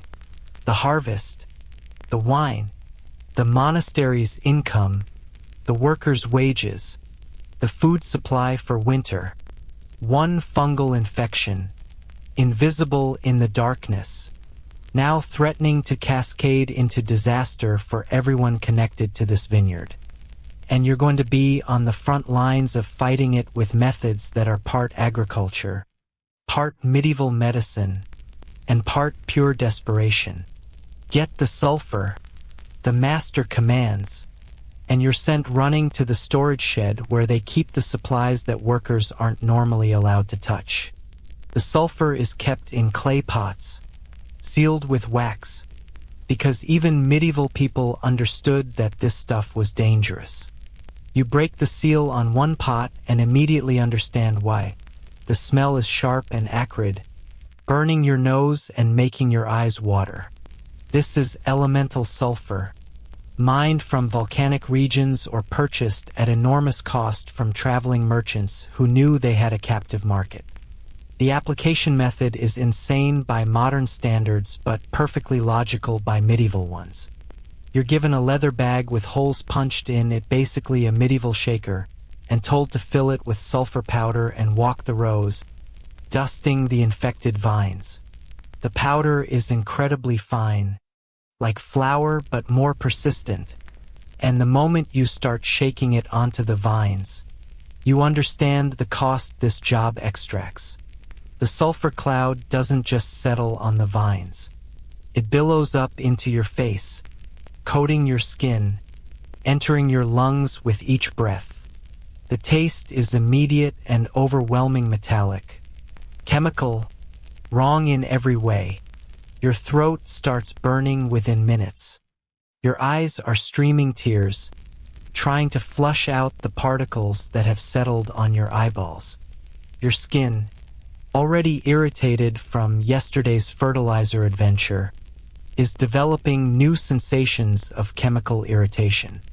But you can't stop, because the mildew spreads faster than you can treat it. You're in a race against fungal reproduction, and the stakes are catastrophic. You move from vine to vine, shaking sulfur onto every leaf surface, coating the grapes themselves, creating yellow-white clouds that drift across the vineyard like toxic fog. Other workers are doing the same in their sections, and soon the entire vineyard looks like it's been dusted with volcanic ash. The morning sun is climbing higher, and here's where it gets worse. Sulfur reacts with moisture and heat. The dew on the leaves, the humidity in the air, the warmth of the sunnites all combining with the sulfur to create sulfurous acid on the plant surfaces. This will kill the mildew, yes, but it's also burning the leaves, creating brown spots where the concentration is too high. You're essentially poisoning the plants in controlled amounts, hoping to kill the fungus before you kill the vine. Your breathing is becoming labored. The sulfur dust has coated the inside of your lungs, and each breath feels like you're inhaling fire. You're coughing, trying to expel the particles, but that just makes you inhale more deeply on the next breath. Other workers are coughing too deep, rattling coughs that sound like their lungs are trying to escape. The old-timer 3 rows over is bent double, hacking so hard that you can see his whole body convulsing. Historians still argue whether medieval vineyard workers understood that sulfur exposure caused long-term lung damage, or whether they simply accepted it as part of the job. Either way, the damage was real. Workers who spent seasons applying sulfur developed chronic respiratory problems, persistent coughs, and often died young from lung diseases that had no names yet. The sulfur treatment continues for hours. Your leather bag empties and has to be refilled, which means returning to the shed, opening another pot, breathing in fresh concentrated fumes as you scoop powder into your bag. Your hands are yellow with sulfur residue. Your face is coated. When you touch your hair, it leaves yellow smudges on your fingers. You've become a walking chemical hazard. But even as you're treating the mildew, you're discovering other problems. There are caterpillars on some vines, fat green things that are methodically eating through leaves and buds. They have to be removed by hand, picked off and crushed or thrown to the ground. Your sulfur-coated fingers make this especially unpleasant. The caterpillar bodies squish wetly when you squeeze them, releasing fluid that mixes with the sulfur on your hands to create a paste that defies description. Then there are the wasps. Remember those wasps from earlier? They're back, and they're angry about the sulfur disrupting their vineyard paradise. You've already been stung twice this morning, and each sting is more painful than the last because your body is developing sensitivity. The swelling is immediate and dramatic. Your hand looks like a balloon where a wasp got you between the knuckles. You can barely bend your fingers, but you keep working because stopping means falling behind, and falling behind means punishment. A worker 2 rows over screams, and you look up to see him swatting at a swarm of wasps that have taken offense to his sulfur application near their nest. He's being stung repeatedly, his face and hands already swelling, and he's running now, trying to escape, but the wasps are following. Other workers are shouting warnings, backing away from the swarm, and the master is yelling at everyone to stay calm and keep working. The attacked worker crashes into a vine support, knocking it loose, and goes down hard. The wasps are still on him. Someone finally runs over with a cloth, throws it over his head, and drags him away from the swarm. When they pull the cloth off, his face is covered in stings, swollen so badly his eyes are mere slits. He's going to survive probably, but he's done for the day, which means someone else has to cover his section. That someone is you, of course, because you're the newest worker and therefore the most expendable. So now you're responsible for 2 sections of vines, trying to stay ahead of the mildew while avoiding wasp nests while not overdosing yourself on sulfur fumes. The impossibility of the task is becoming clear, but the expectation remains unchanged. The sun reaches its peak, and new horrors emerge. The heat is causing some grapes to literally cook on the vine. You can see them berries that have turned brown and shriveled, releasing a sickly sweet smell of fermentation. These need to be removed immediately before rot sets in and spreads to healthy fruit. So now you're picking off individual grapes, your sulfur-coated fingers staining the fruit yellow, trying to identify which berries are dying and which are just stressed. The heat is also bringing out the birds.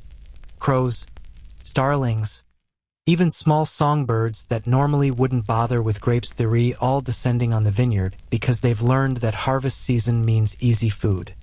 The vineyard has scarecrows, but medieval scarecrows are about as effective as you'd expect. They're just sticks dressed in rags. And the birds figured out they're harmless weeks ago. Your new job, because apparently you didn't have enough to doise bird scaring. There's a wooden clapper, Two boards attached with a leather hinge that you're supposed to bang together to create noise that frightens the birds. You walk the rows, clapping, shouting, waving your arms, and the birds just relocate to a different section. Then you have to run over there, clap and shout some more, and they move again. It's an endless game that you cannot win, and the master is watching to make sure you keep trying. Meanwhile, the mildew situation is evolving. Despite the sulfur treatment, some vines are showing advanced infection. The leaves are curling, turning brown, falling off. The grapes on these vines have stopped developing, stuck at a size that makes them useless for wine production. These vines need to be cut back severely, removing all infected growth in the hope that the plant survives to produce next year. This is heartbreaking work for reasons you wouldn't expect. These vines are old. Some of them have been producing for 20, 30, even 40 years. They're like family to the long-term workers who've tended them through good seasons and bad. Cutting them back to stumps feels like amputation, and you can see the grief on experienced workers' faces as they make the cuts. Medieval agriculture was intimate in ways modern farming isn't. Knew your plants individually, knew their quirks and histories, and watching them die felt personal. The afternoon brings a new weather-related terror. Clouds building on the horizon. Dark clouds, the kind that promise hail. Hail is the ultimate nightmare for vineyard workers. It can destroy an entire season's work in 15 minutes. Hailstones punch through leaves, bruise or burst grapes, break young canes, and turn a healthy vineyard into a disaster zone before you can even react. The master is watching the sky with an intensity that borders on prayer. Everyone is watching. The work has slowed as people cast nervous glances at the approaching storm. There's nothing you can do to prevent hail. No technology, no method, just hope and whatever divine intervention might be available. Some vineyards have bells that are rung during storms, based on the belief that the sound waves might disperse hail clouds. Whether this works is debatable, but desperation makes people try anything. The clouds are closer now, and you can see the characteristic green tinge that often precedes hail. The wind is picking up, making the vines sway and dance. Leaves are starting to blow loose from plants already weakened by mildew. The master makes a decision. Harvest what you can from the early ripening sections. Everything else, we pray. So now there's panic harvesting happening. Workers are cutting grape clusters with abandon, not worrying about selection or quality, just trying to get fruit off the vines before the storm hits. You're cutting faster than you ever have, filling baskets, running them to collection points, sprinting back for more. Your earlier fatigue is forgotten in the adrenaline rush of racing against weather. The first drops of rain hit, fat and heavy. Then the wind really kicks up, bending vines almost horizontal. A crack of thunder makes everyone jump. The master is shouting something about seeking shelter, but half the workers are still harvesting, trying to save just a few more baskets of grapes. And then it comes not hail, thankfully, but rain like you've never experienced. Medieval rain didn't mess around. This is a deluge, a wall of water that soaks you to the skin in seconds. The ground turns to instant mud. The paths between rows become streams. Your basket of grapes is filling with water, diluting the juice of any fruit that's split from the rough handling. You're trying to make it to the collection point, but the mud is sucking at your shoes with each step. You can barely see through the rain. Other workers are just shadows in the downpour. You slip, nearly fall, catch yourself on a vine that bends alarmingly under your weight. the basket tips, and grapes spill out into the mud, rolling away in the running water. The master's voice cuts through the storm. Leave it. Get to shelter. You abandon the spilled grapes and run for the equipment shed, where workers are crowding under the inadequate roof. You're all soaked, shivering despite the warm day, watching water pour off the roof in sheets. Through the rain, you can see the vineyard being battered, vines whipping in the wind, leaves tearing loose, the sulfur you so carefully applied being washed away by the deluge. This is the fundamental terror of medieval agriculture.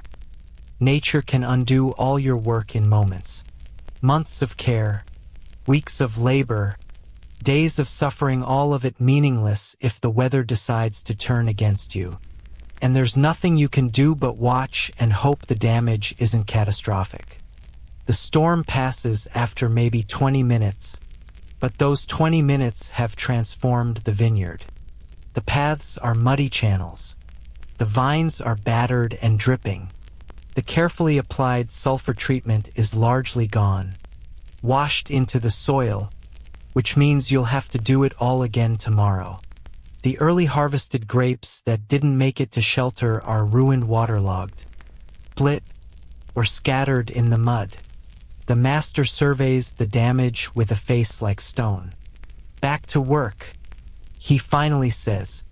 We salvage what we can. So now you're working in ankle-deep mud, trying to assess vine damage, removing leaves that are torn beyond saving, checking grapes for splits and bruises. Your soaked clothing clings to you, chafing in new and creative ways. Your shoes are full of muddy water, squishing with each step. The wooden handles of your tools are swollen from moisture, making them even harder to grip. And the mildew is going to love this.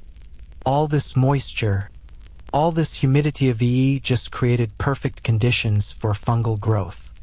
Tomorrow's sulfur treatment is going to have to be even more intensive, which means even more lung damage, even more chemical burns, even more suffering in the name of saving grapes that nature seems determined to destroy. A worker finds a bird's nest that's been blown out of a tree during the storm. 3 baby birds, dead from the fall. It's a small tragedy in the midst of larger ones, but it somehow captures the fragility of everything in this vineyard. The vines, the grapes, the birds, the workers, all of you vulnerable to forces beyond your control. All of you fighting for survival in an environment that offers no guarantees. The afternoon crawls toward evening, and you're discovering new forms of pest damage that the storm has revealed. Beetles that were hidden are now exposed, clinging to waterlogged leaves. Root damage is visible where the rain has eroded soil away from vine bases. Some of the younger plants are leaning at dangerous angles, their root systems loosened by the wet ground. Your body is a collection of disasters now. Sulfur burns, wasp stings, mud-induced rashes, cuts from working too fast during the panic harvest, bruises from slipping in the mud. Your lungs feel like they're coated in chemical residue. Your hands are so swollen from stings and chemical exposure that you can barely make a fist. Your back, which was already destroyed, has discovered new ways to hurt from the twisted positions required to work in mud. As the sun sets, turning the soaked vineyard into something almost beautiful if you ignore the destruction, the master makes his final rounds. He's calculating losses, planning tomorrow's response, probably wondering if this year's harvest will be sufficient to meet the monastery's needs. His face gives nothing away, but you can sense the worry underneath. A bad harvest doesn't just mean less wine, it means less income, which means less food for winter, which means people might not survive until spring. You finally drag yourself back to the workers' shelter as darkness falls. Your clothes are still wet, covered in mud and sulfur and grape juice and probably fertilizer residue from yesterday. There's no fire to dry them, no clean clothes to change into. You'll sleep in this mess and wake up to put it all back on tomorrow.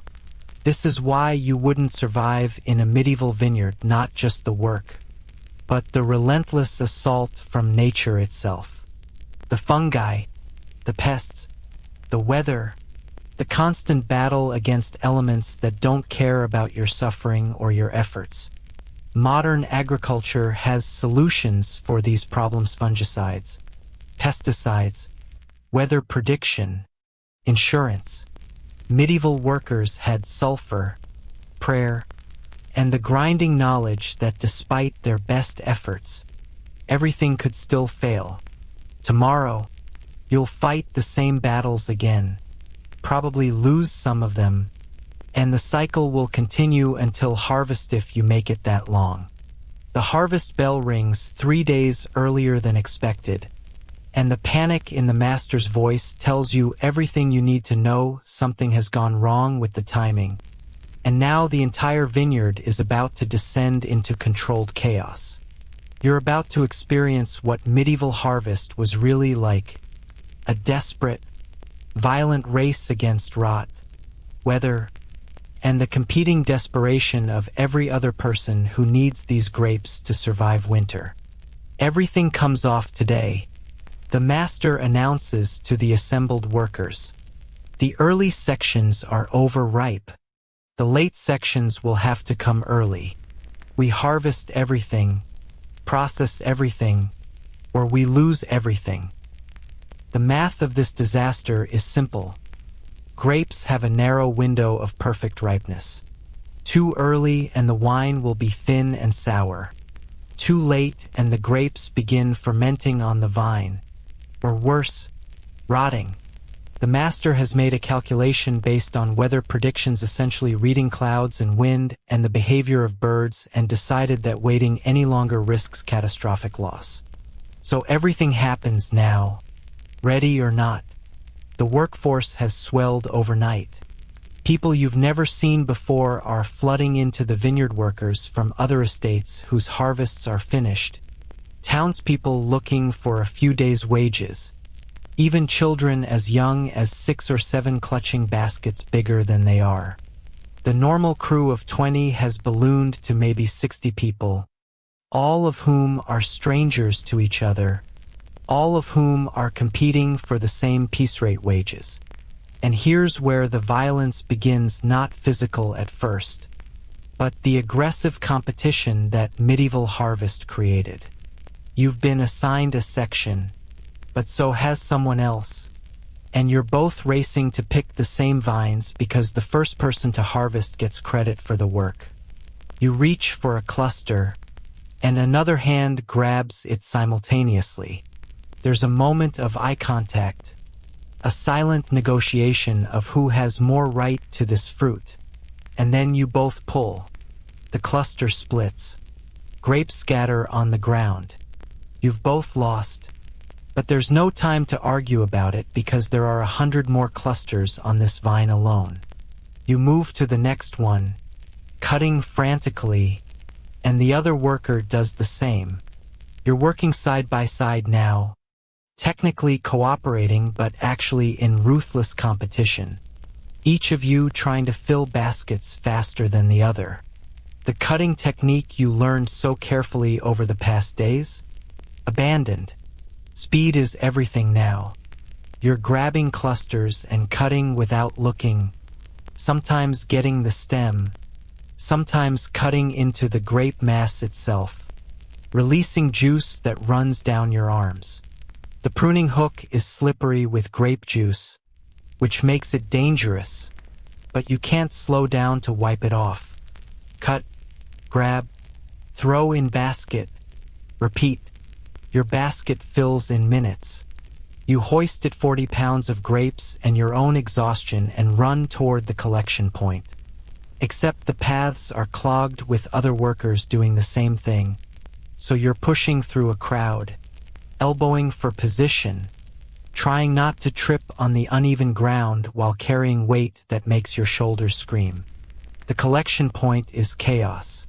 There's one worker checking baskets and recording credits, and he's overwhelmed by the flood of people demanding to be counted. Arguments are breaking out. Someone claims they picked a basket that someone else is presenting. Accusations of theft. Disputes over which section certain grapes came from. The checker is shouting, trying to maintain order, but it's like trying to organize a riot. You finally get your basket checked and credited, then you're running back to your section. But now there are 3 other workers in it, stripping vines that you thought were yours. The master is nowhere to be seen, probably dealing with similar chaos in other parts of the vineyard. There's no authority to appeal to, no one to enforce the boundaries that existed yesterday. It's just you and dozens of desperate people, all trying to grab as much harvest as possible. You dive into an unclaimed row and start cutting with abandon. Your hands are already cramping from the repetitive motion. The juice is making everything slippery: your tools, your hands, even the grape clusters themselves. You're developing blisters on top of the cuts and chemical burns from previous days, but there's no time to acknowledge pain. The woman next to you is cutting even faster, her basket filling while yours is only half full. Here's a detail that captures the medieval harvest mindset. Some workers are eating grapes as they pick, shoving them in their mouths by the handful, because this might be the only time all year they have access to fresh fruit. The master would beat them if he caught them stolen grapes or stolen product, but everyone's too busy to police eating.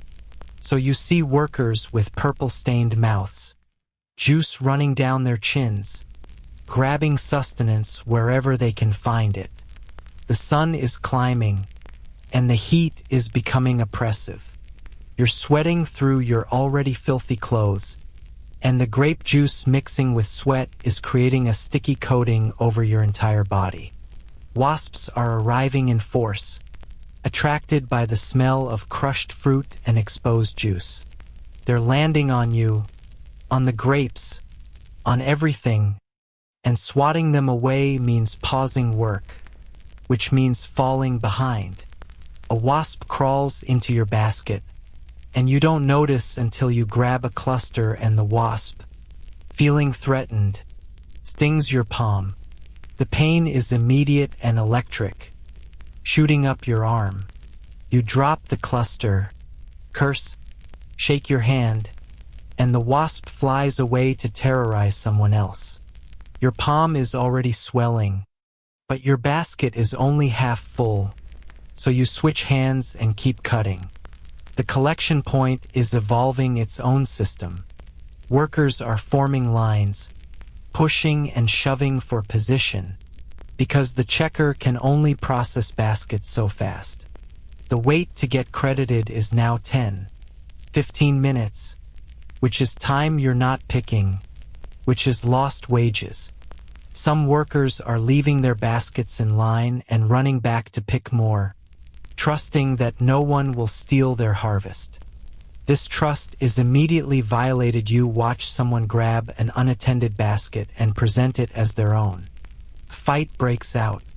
2 men, arguing over a stolen basket, and suddenly they're on the ground, fists flying. Other workers are shouting encouragement or trying to break it up. The checker is yelling that anyone who fights gets expelled from the harvest with no pay.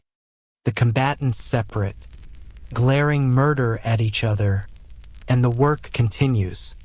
You're learning that medieval harvest wasn't just agricultural work, it was barely controlled mob behavior, held together by the thin thread of everyone needing wages more than they needed violence. But that thread could snap at any moment, and when it did, people got hurt. Your third basket is full, and you're carrying it toward the collection point when you slip on a patch of crushed grapes. You go down hard, the basket flying, grapes scattering across the path. You've just lost 20 minutes of work and probably damaged fruit that could have been usable.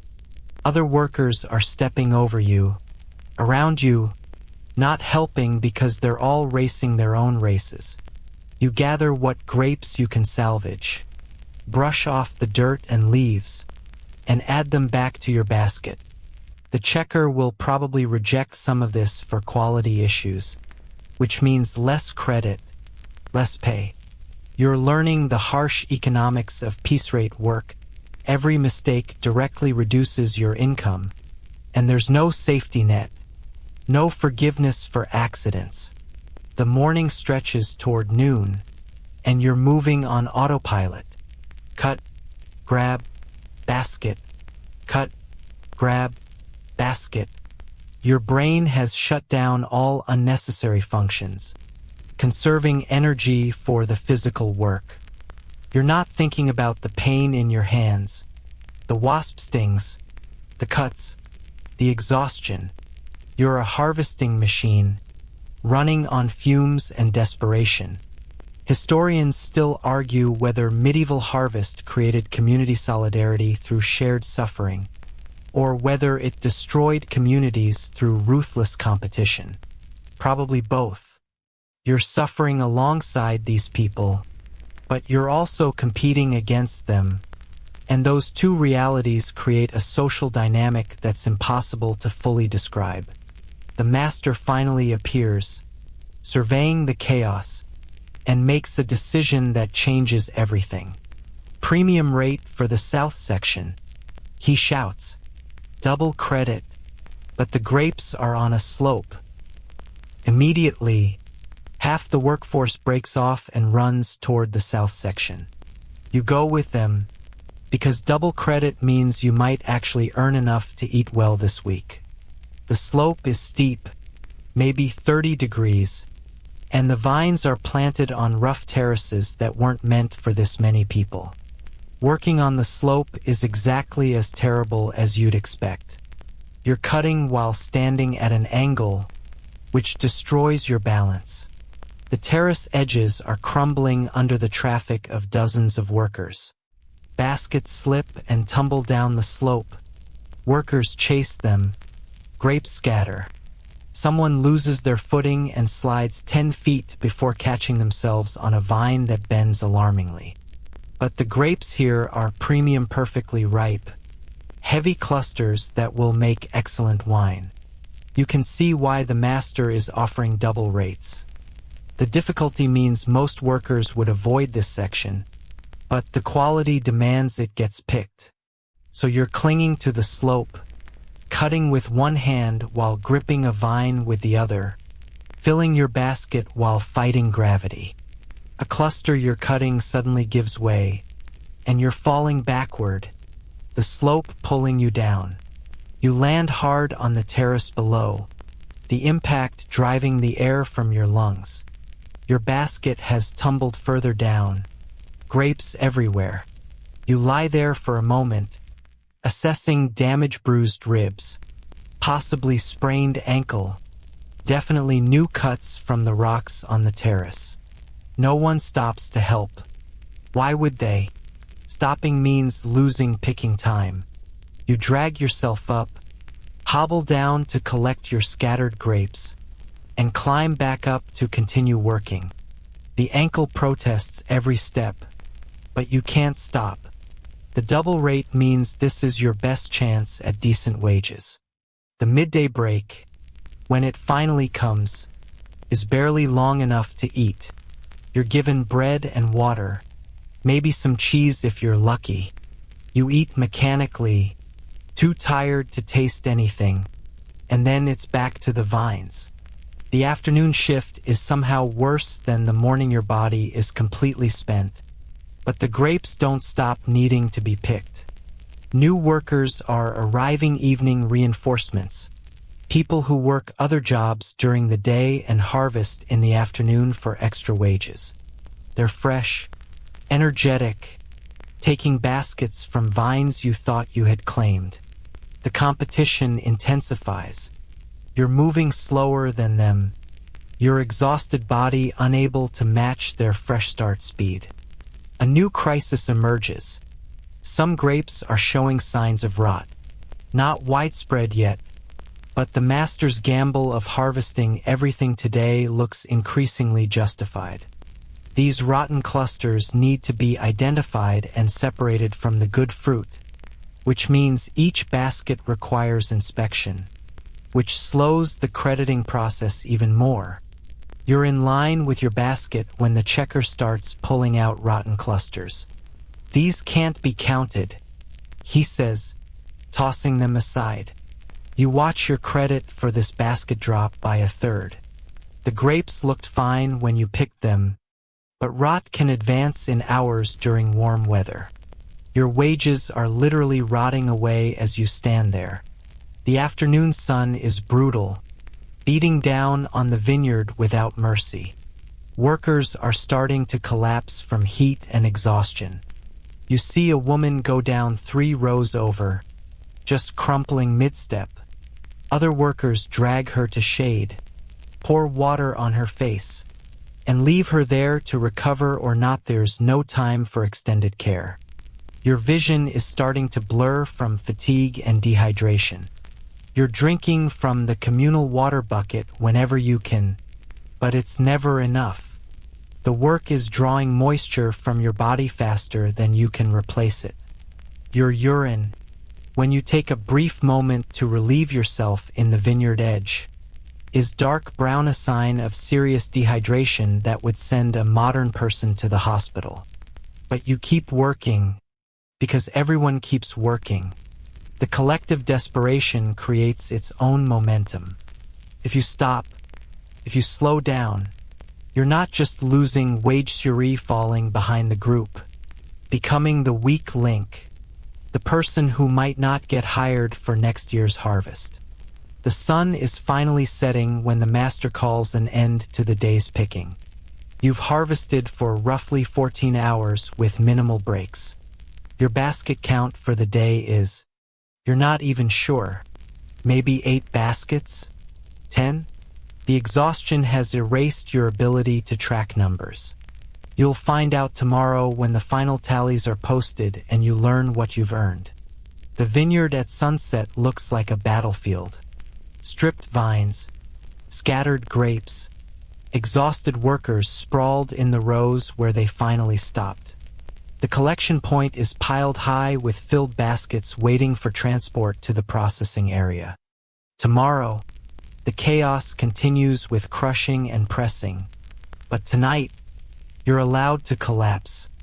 You drag yourself back to the workers' shelter, every step in negotiation with a body that wants to shut down completely. Your clothes are stiff with dried grape juice. Your hands are swollen masses of blisters and stings. Your ankle, sprained on the slope, has swollen to nearly twice its normal size. You smell like fermented fruit and sweat and desperation. This is the harvest, the culmination of a year's work, compressed into a few days of violence and chaos and desperate competition. The romantic medieval paintings showing happy peasants picking grapes in the sunshine? They're lies. This is the truth. Broken bodies, ruthless economics, and the grinding knowledge that next year, you'll do it all again. If you survive that long. The crushing area is already in full operation when you arrive at dawn, and the scene before you looks like something from a fever dream.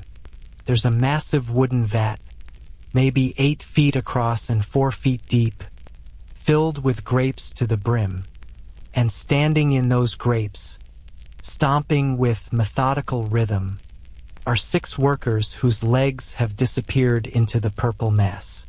You're about to join them, and you're about to discover why grape crushing was one of the most disgusting, dangerous, and bizarrely intoxicating jobs in the medieval vineyard. Strip to your underthings and get in. The master instructs, gesturing to the vat. We need to break these grapes down before they start fermenting wrong. You look at the vat with growing horror. The grapes are already starting to break down from the weight of the ones on top. releasing juice that's pooling at the bottom.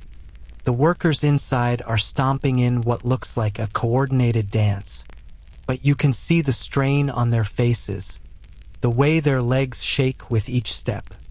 This isn't going to be the romantic wine country experience you might have imagined. You strip down, which at this point means removing your outer tunic because you haven't had access to actual undergarments since this nightmare began, and approach the vat. The smell hits you first.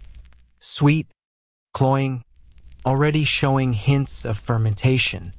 The grapes are warm from sitting in the sun during transport, which means the natural yeasts on the skins are already getting to work. Climbing into the vat requires a wooden ladder that's slick with grape juice. You step carefully, and then your foot sinks into the grape mass. The sensation is indescribable, soft and firm at the same time, yielding but also resistant. The grapes squish between your toes, releasing juice that's warmer than you expected. You sink in to mid-calf immediately, and you haven't even started stomping yet. The veteran crushers make room for you, and you begin the work. Lifting your foot requires significant effort because the grape mass creates suction. When you finally pull your foot free, it comes up coated in crushed skins and seeds and pulp. You stomp down, and the grapes beneath explode with a sensation that's weirdly satisfying and deeply revolting at the same time. "Keep rhythm," one of the veterans shouts. "Stomp together or the crush is uneven." So now you're trying to match the pace of workers who've done this 100 times. Your exhausted legs screaming in protest at this new form of torture.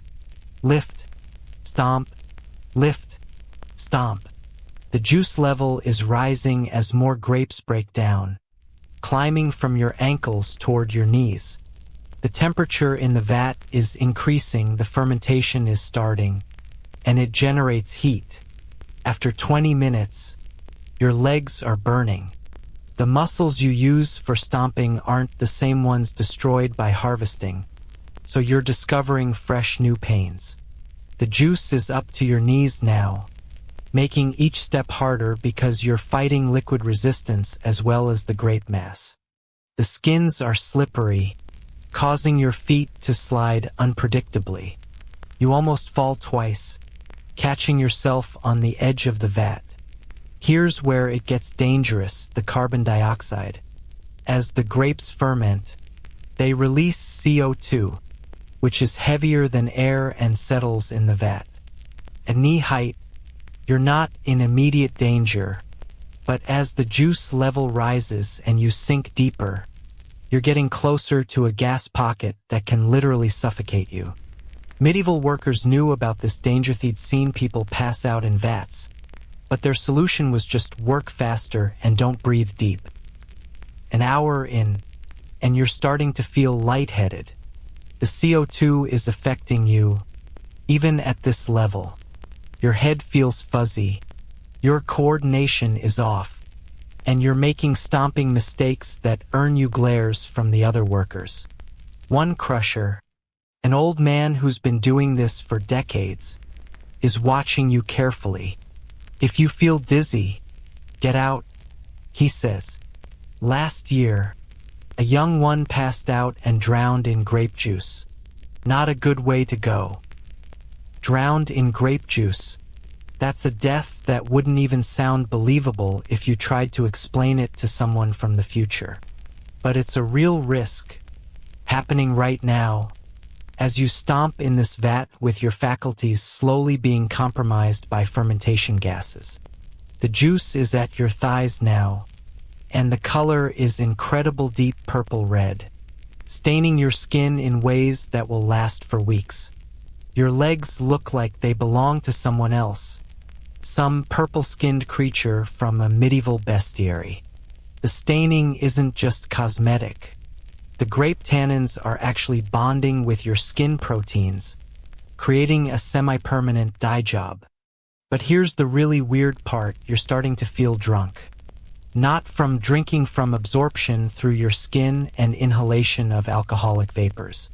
The fermentation is happening fast in the warm vat, converting sugars to alcohol, and that alcohol is entering your system through every available route. Your skin is absorbing it. You're breathing it. The mucous membranes in your nose and mouth are soaking it up. The sensation is strange, a floating feeling, a disconnect from the pain in your legs, a giddiness that doesn't match the exhaustion. You're getting contact drunk from stomping grapes, and so is everyone else in the vat. The veteran crushers are used to this. They've built up tolerance. But you're about to discover why inexperienced crushers were both a liability and a source of entertainment. Your stomping rhythm is getting sloppy. You're giggling at something that isn't funny. The old crusher is watching you with increasing concern. He's going. He tells the others, get ready to pull him out. But you don't want to get out. The drunk feeling is actually pleasant, a relief from days of unrelenting misery. The warmth of the juice is soothing. The rhythmic stomping has become hypnotic. You're in a purple dream, and reality is something happening far away. Out. Out. The master's voice cuts through your haze. 2 workers are climbing in to help you to the edge. Your legs don't want to cooperate, rubbery from exhaustion and alcohol absorption. You're lifted out of the vat and deposited on the ground, where you sit in a purple puddle of your own dripping. The world is spinning. Your coordination is shot. You try to stand and immediately sit back down. One of the other workers, someone who got pulled out yesterday for the same reason, is laughing at you. First-timer always gets the grape drunk. He says, you'll be worthless for an hour, and then you'll have the worst headache of your life. He's right. As you sit there, the pleasant floating feeling is already giving way to nausea. The alcohol absorbed through your skin is hitting your system all at once, and your body doesn't know how to process it. You're going to be sick. You can feel it building. You make it to the edge of the crushing area before you vomit, bringing up the meager breakfast you'd managed to eat. The other workers don't even look up. This is normal, expected, part of the crushing process. First-timers get drunk, then sick, then they recover and get back to work. But your shift in the vat is done for now. Instead, you're assigned to the pressing operation, which is somehow worse than the stomping. The press is a massive wooden contraption, a screw mechanism that can apply tons of pressure to the crushed grape mass.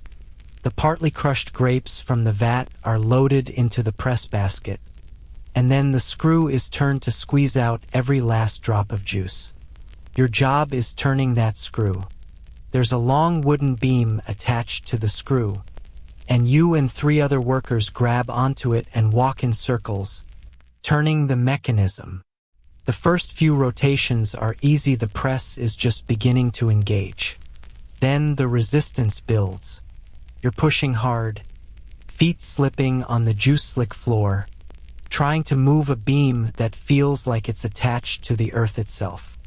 Push! The press master shouts. We need maximum extraction. You push, throwing your full weight against the beam. Your feet slip, and you go down, the beam continuing its rotation and nearly crushing you before you roll out of the way. The other workers don't break stride, used to people falling, used to the danger of the rotating beam. You get back up, grab the beam again, and push. The resistance is immense now. The press is squeezing the grape mass so hard that you can hear the basket creaking, the wood straining under pressure. Juice is running out in streams, but the master wants more. He always wants more. Historians still argue whether medieval presses were over-engineered for the task or whether the aggressive pressing was necessary to maximize yield. Either way, the result is the same. workers breaking themselves to squeeze grapes that have already given up most of their juice. The beam finally stops moving. The press has reached maximum compression. You and the other workers collapse against it, gasping for breath. Your shoulders feel dislocated. Your back has discovered new ways to hurt. Your hands, gripping the rough wood, have developed fresh blisters on top of the old ones. But you're not done. The pressed grape mass, the pomacejas, to be removed from the basket and taken to the disposal area. This involves climbing into the press basket and shoveling out the compacted mass of skins, seeds, and stems that remain. It's heavy, dense, and still slightly warm from fermentation. You're shoveling this mess into buckets when you notice something moving in the pomace. Worms. Fat, pale worms that were living in the grapes and have now been pressed into the mass. They're everywhere, wriggling through the compacted material, and you're scooping them up along with everything else. The bucket is full, and you carry it to the disposal area, which is essentially a pit where the pomace is dumped to rot down into fertilizer. Yes, you're creating more fertilizer, because the cycle of medieval agricultural horror never ends. The pit already has several feet of rotting pomace from earlier pressings, and it's actively fermenting, releasing heat and gases and a smell that combines fruit rot with alcohol with decay. You dump your bucket, and the motion releases a cloud of fruit flies that have been feasting on the rotting mass. They swarm around you, landing on your purple-stained skin, crawling on your face, getting in your ears and nose. You sweat at them, but there are too many. They're just another layer of misery in a day that's already maxed out the suffering meter. Back at the press, another load of crushed grapes is ready. You grab the beam again, start pushing, and the cycle continues. Push, rest, unload, dispose, reload, push. Your world has narrowed to this repetitive horror, each cycle blending into the next. The afternoon brings a new problem. One of the press baskets splits from the pressure. The basket is made of wooden staves held together with metal bands, and one of the staves cracks right down the middle. Grape mass squirts out through the crack. Wasted juice that makes the master furious. Repair it, he shouts, like this is a simple task. The basket has to be emptied, the broken stave removed and replaced, and the whole thing reassembled while there are still tons of grapes waiting to be pressed. You're part of the repair crew, trying to wrestle a new stave into place while the metal bands resist being moved. The replacement stave doesn't quite fit. It's from a different batch. Slightly different dimensions. You have to plane it down with a draw knife, shaving wood while trying not to cut yourself with the blade. Your hands are shaking from exhaustion, making the work dangerous. The blade slips twice, coming close to your fingers both times. Finally, the stave fits. The bands are hammered back into placerie, the one holding the band while someone else hammers, which means your fingers are inches from the impact zone. One mishit and you lose a finger. The hammering echoes in your skull. Each impact a spike of pain in your alcohol and exhaustion-addled brain. The press is operational again, and you're back to pushing the beam. But now you're aware of the crack that just happened, aware that the basket could fail again at any moment, probably when it's under maximum pressure and therefore maximum danger. You're pushing a mechanism that could explode grape mass all over you, or worse, have the beam slip and crush someone. The sun is setting, painting the crushing area in golden light that makes the purple juice look almost beautiful. Almost, if you ignore the exhaustion, the pain, the purple-stained workers who look like they're bleeding from every pore, the smell of fermentation and rot, The flies, the worms, the constant danger. The master finally calls an end to the day's crushing. You've processed maybe 20 vats of grapes, produced hundreds of gallons of juice that's already beginning its transformation into wine. The vats are left partially full, continue fermenting overnight, and tomorrow brings new terrors in the form of managing that fermentation. You're covered in grape juice from head to toe. Your skin is purple and sticky. Your hair is matted with crushed grape residue. You smell like a wine cellar exploded on you. And the headache the worker predicted? It's arriving right on schedule. A pounding pain that makes your skull feel too small for your brain. There's a communal washing area, basically a trough with cold water where workers try to clean off the worst of the day's accumulation. You splash water on yourself, but the grape stain doesn't come off. It's bonded with your skin, and it'll take weeks of natural skin shedding before you look human-colored again. As you trudge back to the shelter, your purple-stained feet leaving purple footprints, you understand why medieval wine workers were instantly identifiable in their communities. They were marked by their labor, literally died by the grapes they crushed, walking advertisements for the violence and degradation of their work. Tomorrow, the fermentation management begins. Tonight, you collapse in your fouled bedding, smelling like a wine barrel, aching in places you didn't know could ache, and wondering if the contact drunk will at least help you sleep. It doesn't. The headache sees to that. You're woken before dawn by a sound that makes your blood run cold, an explosion from the wine cellar, followed by screaming. You scramble up, still half asleep, and run toward the source of the commotion with the other workers. What you find is a scene of absolute devastation. A barrel has exploded from fermentation pressure, and the worker who was standing next to it is covered in wine and bleeding from dozens of wood splinter wounds. Welcome to fermentation management, where the wine itself becomes a weapon. The exploded barrel, what's left of itis, a twisted mess of shattered staves and bent metal hoops.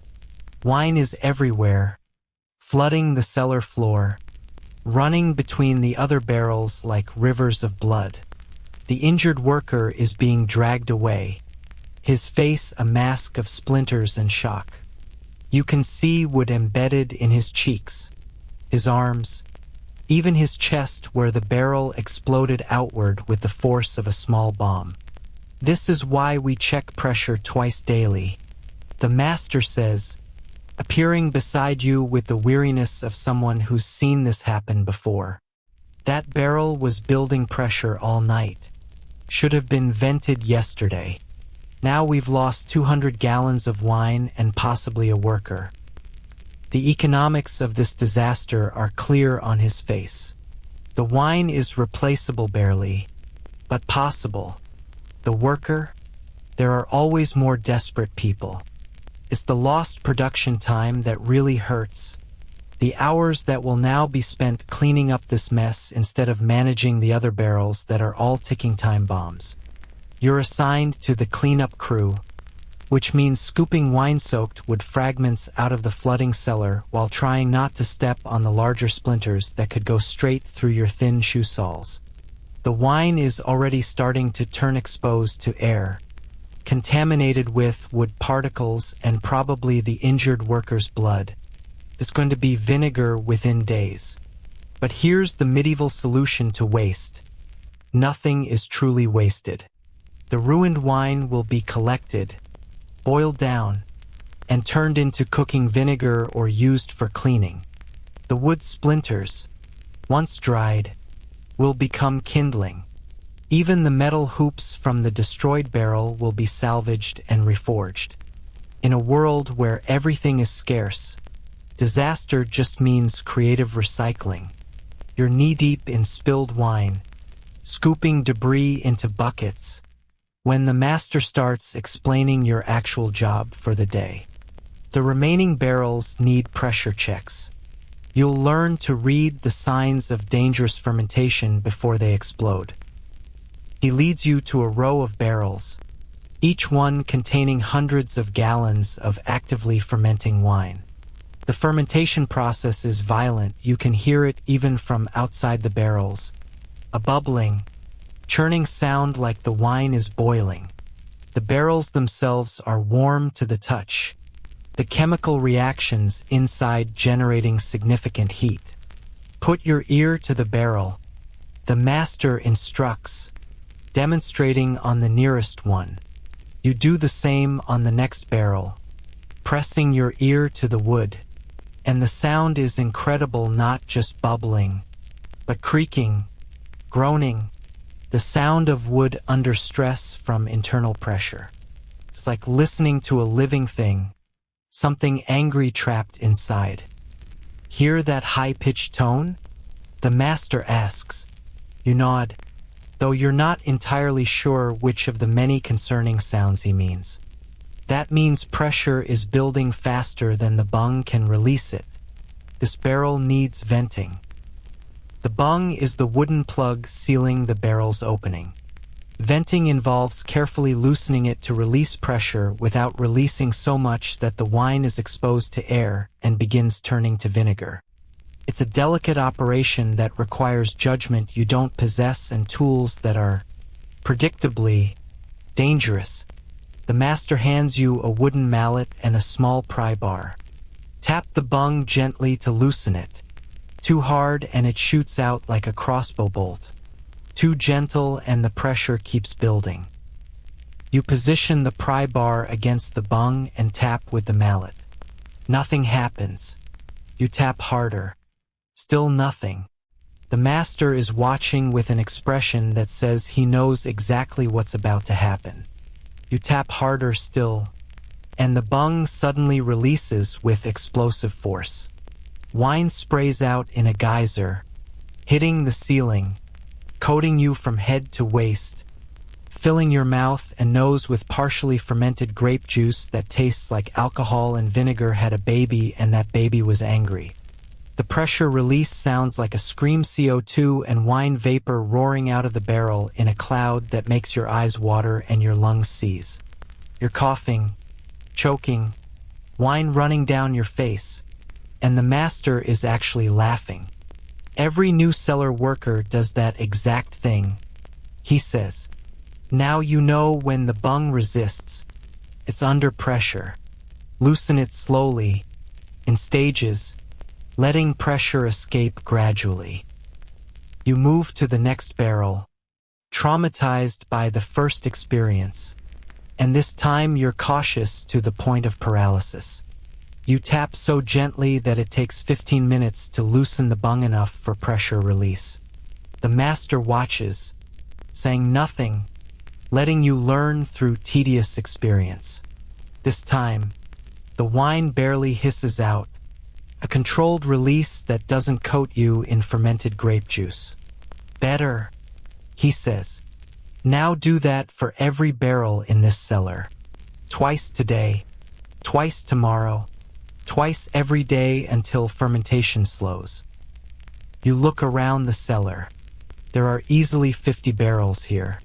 Twice daily pressure checks mean you'll spend hours just going barrel to barrel, listening, tapping, venting, trying not to get sprayed or blown up.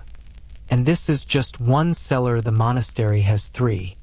Historians still argue whether medieval winemakers understood the chemistry of fermentation, or whether they just accumulated practical knowledge through generations of explosions and disasters.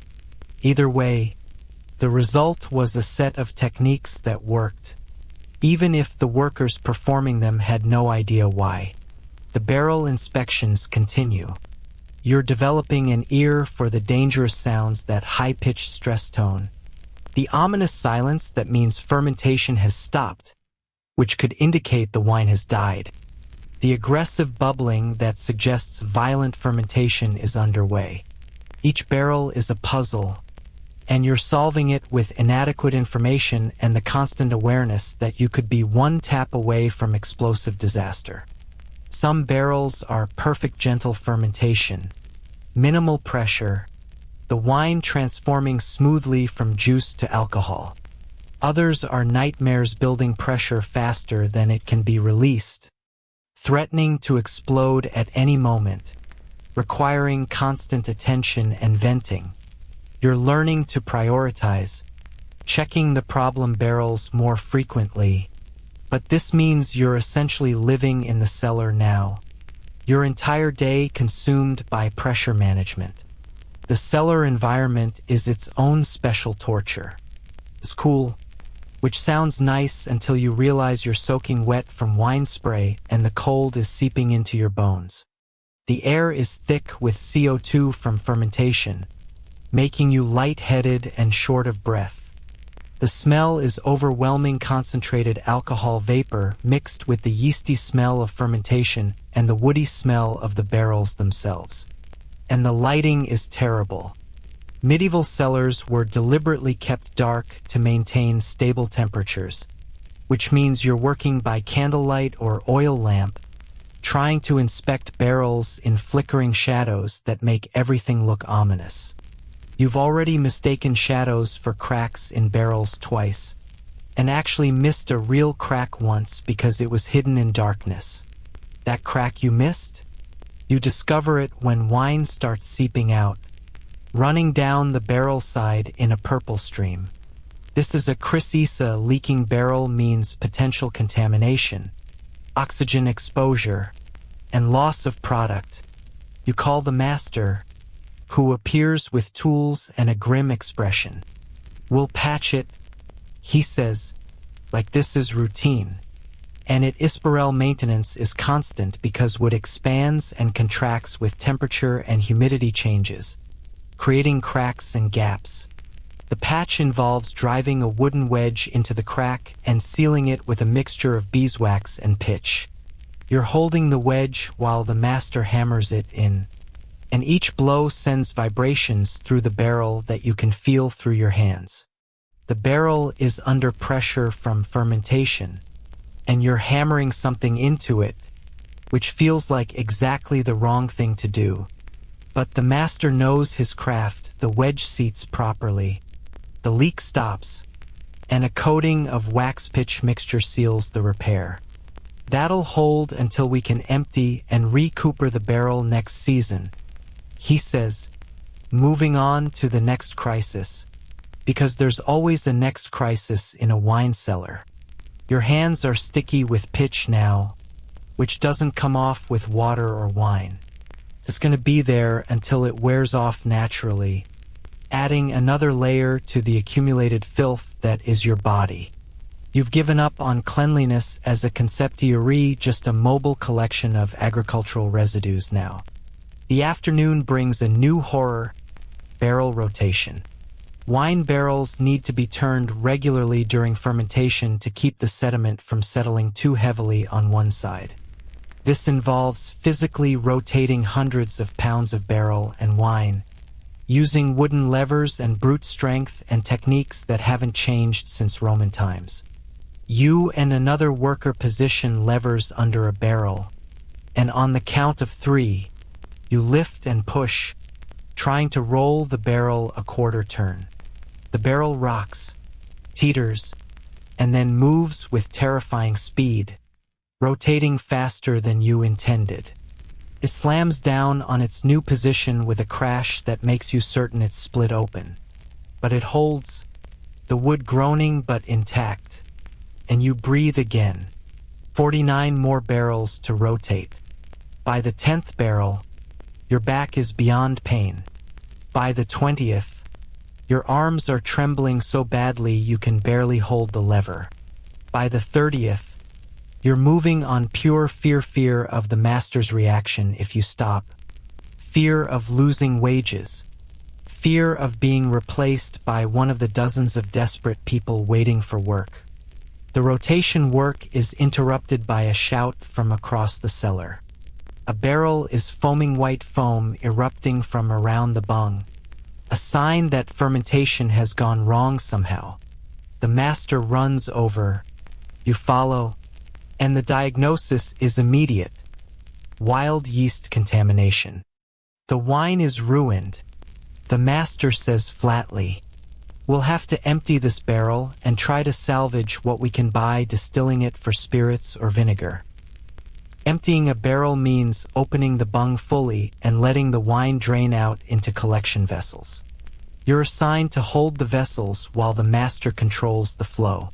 The wine that comes out is cloudy, foamy, smelling wrong, not the clean fermentation smell, but something sour and off. The wine splashes as it fills the vessel, coating your arms, and you can feel if this wine is different, almost slippery, the wrong consistency entirely. The wild yeast has created compounds that changed the texture, the smell, everything. This is a complete loss for wine production. Hundreds of gallons of grapes and labor turned into a product that can only be salvaged for its alcohol content. As the barrel empties, you see the sediment at the bottom thick, unusual, the wrong color. The master is examining it, probably trying to figure out where the contamination came from so it doesn't happen again. But in a medieval cellar, where everything is exposed to air and wild yeasts float everywhere and sanitation is a concept that won't be understood for centuries. Contamination is just a risk you live with.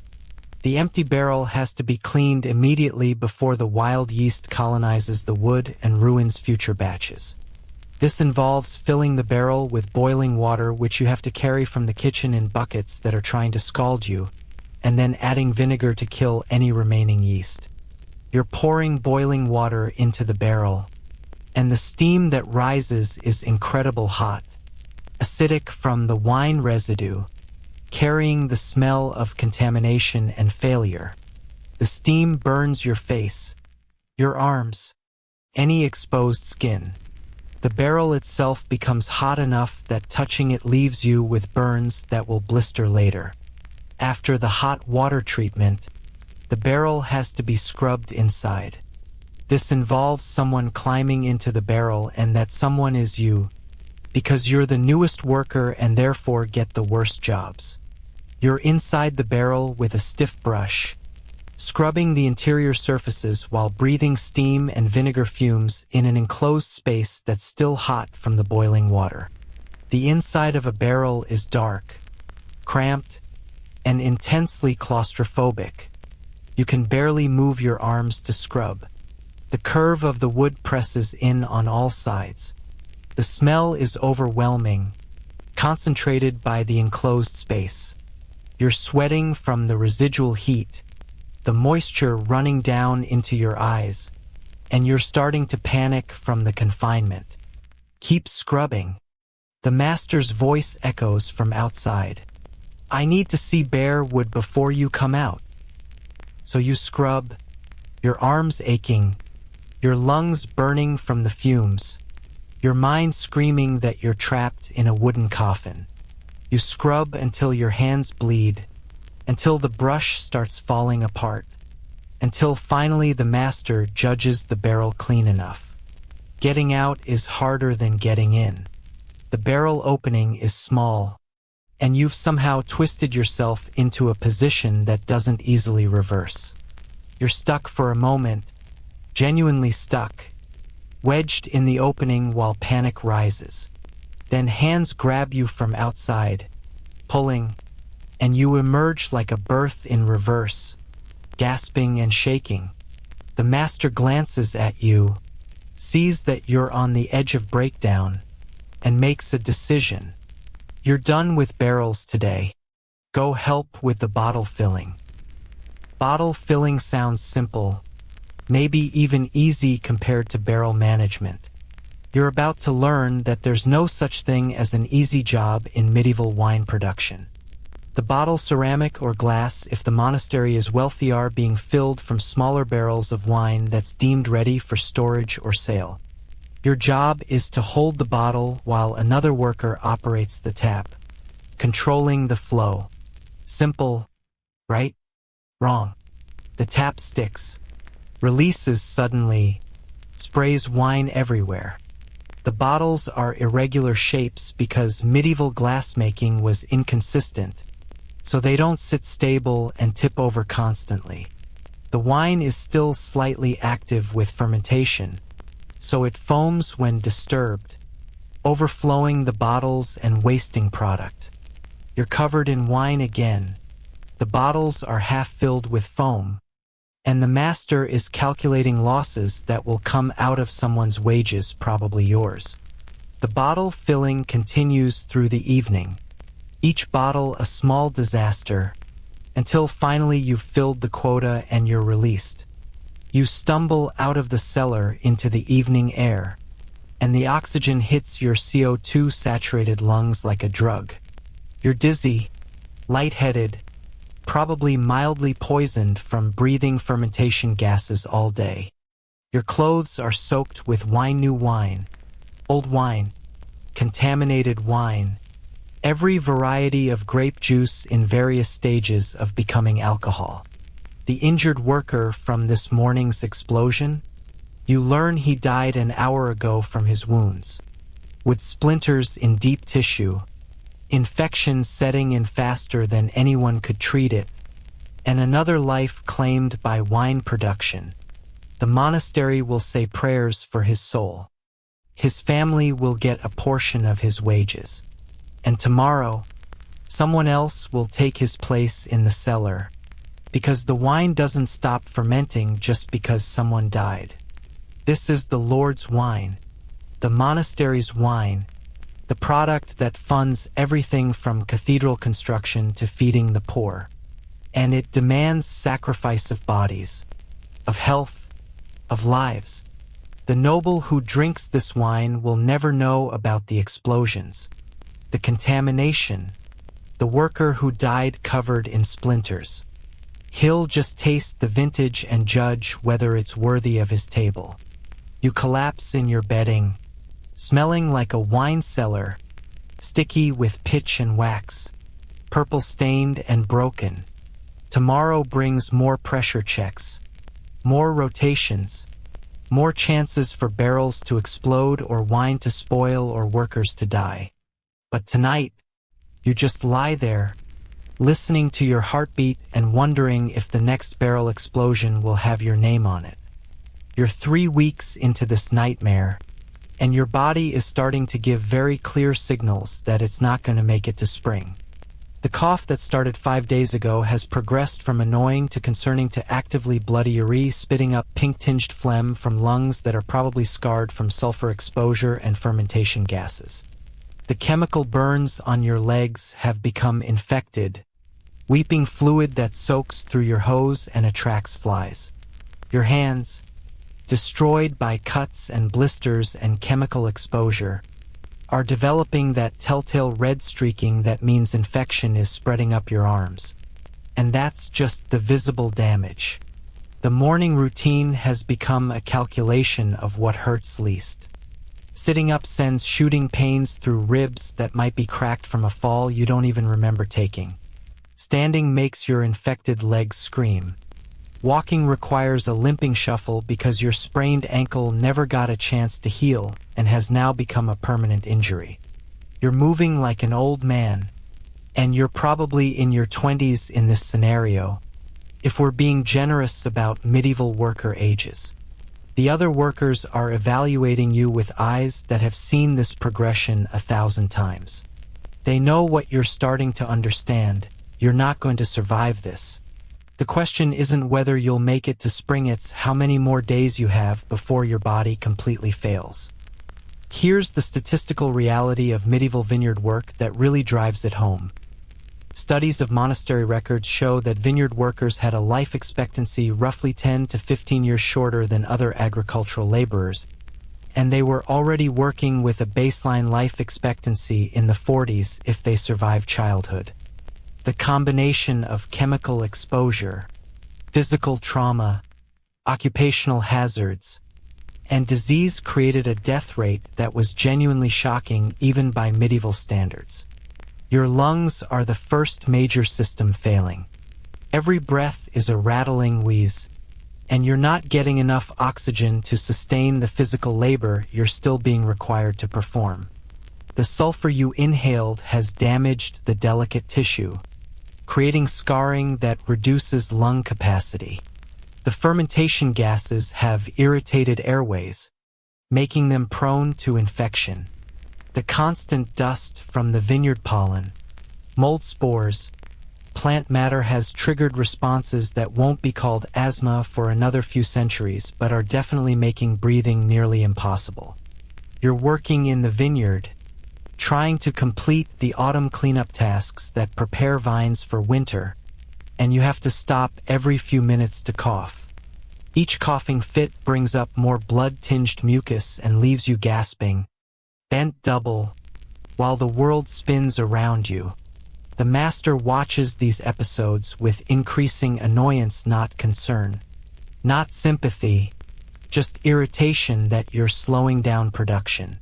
The infections in your legs are spreading despite your attempts to treat them with the medieval remedies available, poultices made from herbs that might help or might make things worse, washings with vinegar that sting like hellfire, prayers that are probably the most effective treatment available given the state of medieval medicine. The red streaks are climbing toward your knees now, which means the infection is traveling through your lymphatic system, heading toward vital organs. In a few days, maybe a week, you'll develop a fever. Then the infection will reach your blood, causing sepsis. Then you'll die, probably in the same straw bedding where you've been sleeping, surrounded by workers too exhausted to properly mourn. Your body will be buried in the vineyard workers section of the monastery cemetery, unmarked grave. No memorial, just another agricultural casualty. But let's talk about the other ways you might not make it to spring, because medieval vineyards were creative in their methods of killing workers. There's the ergot poisoning that's starting to show symptoms in one of the workers who ate moldy bread. Ergot is a fungus that grows on rye, and when consumed, causes hallucinations, convulsions, and eventually gangrene as it restricts blood flow to extremities. The affected worker is seeing things that aren't there, convinced that demons are in the vines. His fingers are turning black. He'll be dead within a week, but first he'll go through a special kind of hell that combines medieval religious terror with biological poisoning. Historians still argue whether medieval people understood the connection between moldy grain and ergot poisoning, or whether they attributed the symptoms to demonic possession or divine punishment. The records suggest they knew something was wrong with the grain, but the mechanism was beyond their understanding, and desperate people ate it anyway because starving was worse than maybe getting sick.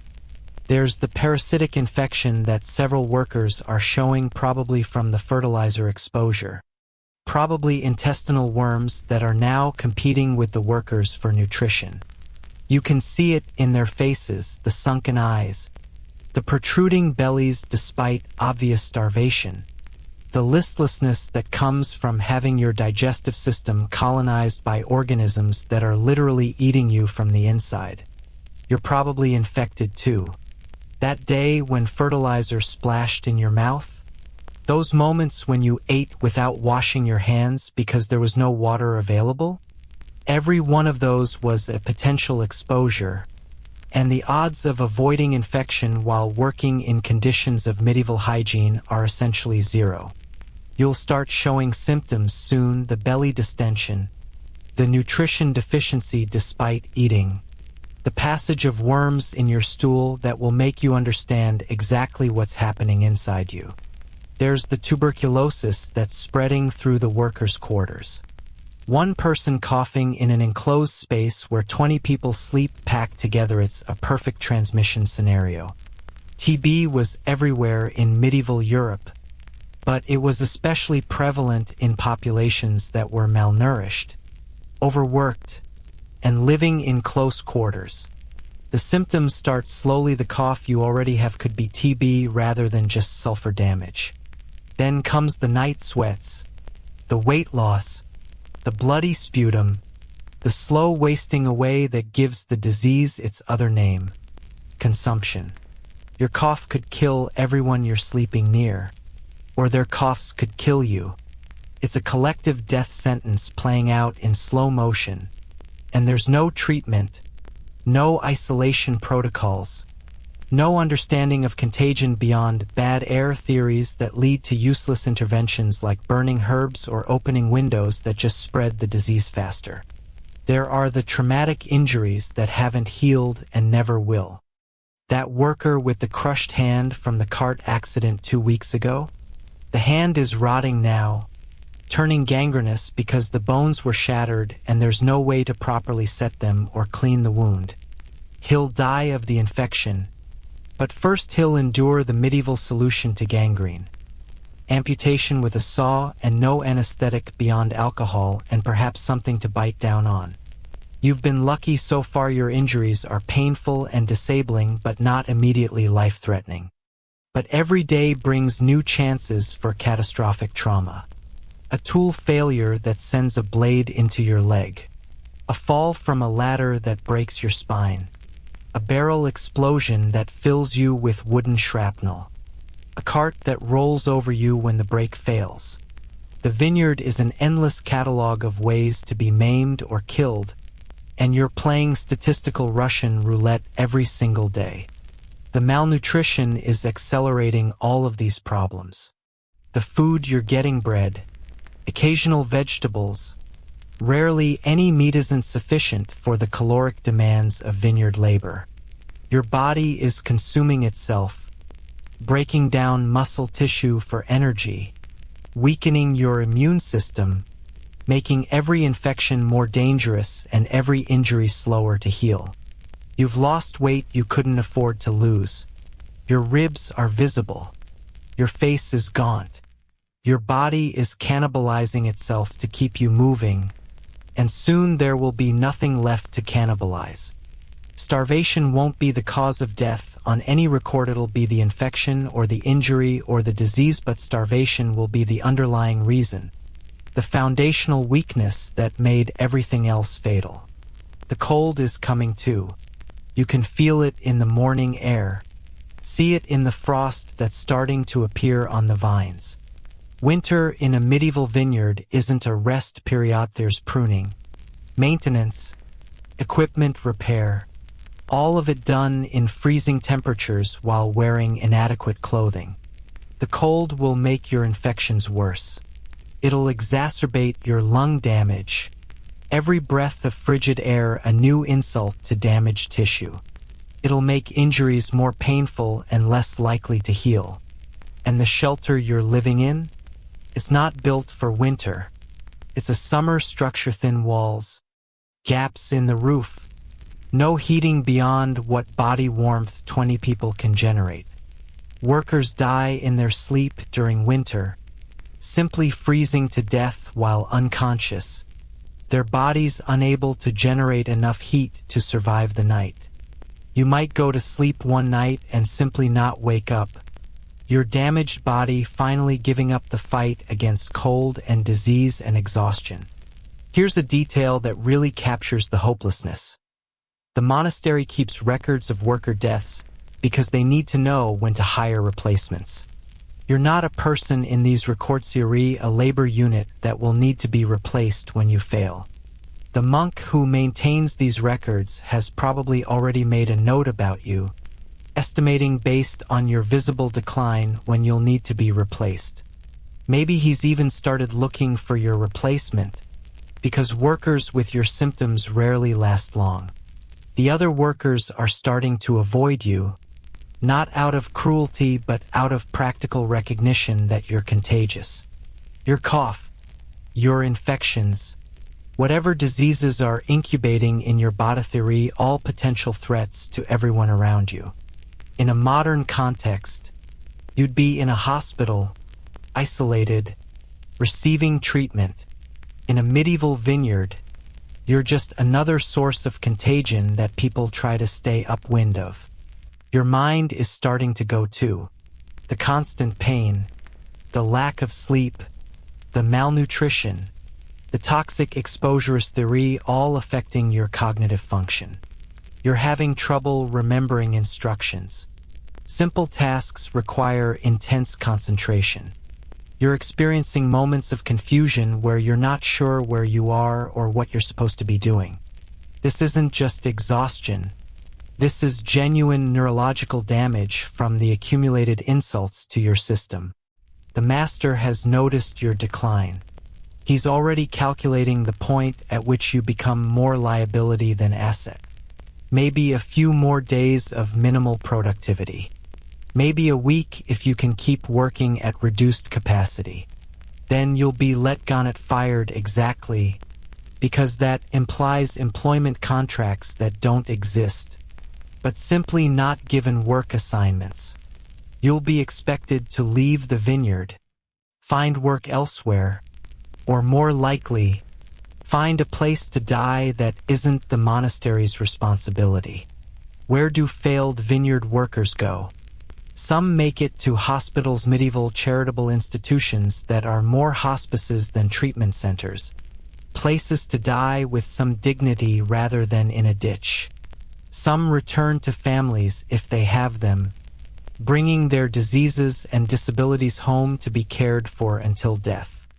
Some simply disappear into the medieval underclass of beggars and vagrants, living rough until exposure or starvation or disease finishes what the vineyard started. You're not going to make it to spring. The statistics are clear, the symptoms are obvious, and the trajectory is set. Even if you stopped working today, even if you got rest and medical care and proper nutrition, the damage is probably irreversible. Your lungs are scarred. Your infections are systemic. Your body is breaking down at a cellular level. But here's the cruelest part, you're still working. Even knowing you're dying, even feeling your body fail in real time, you're still out here trying to complete your tasks because the alternative is losing what little wages you might earn before the end. You need those wages for, what?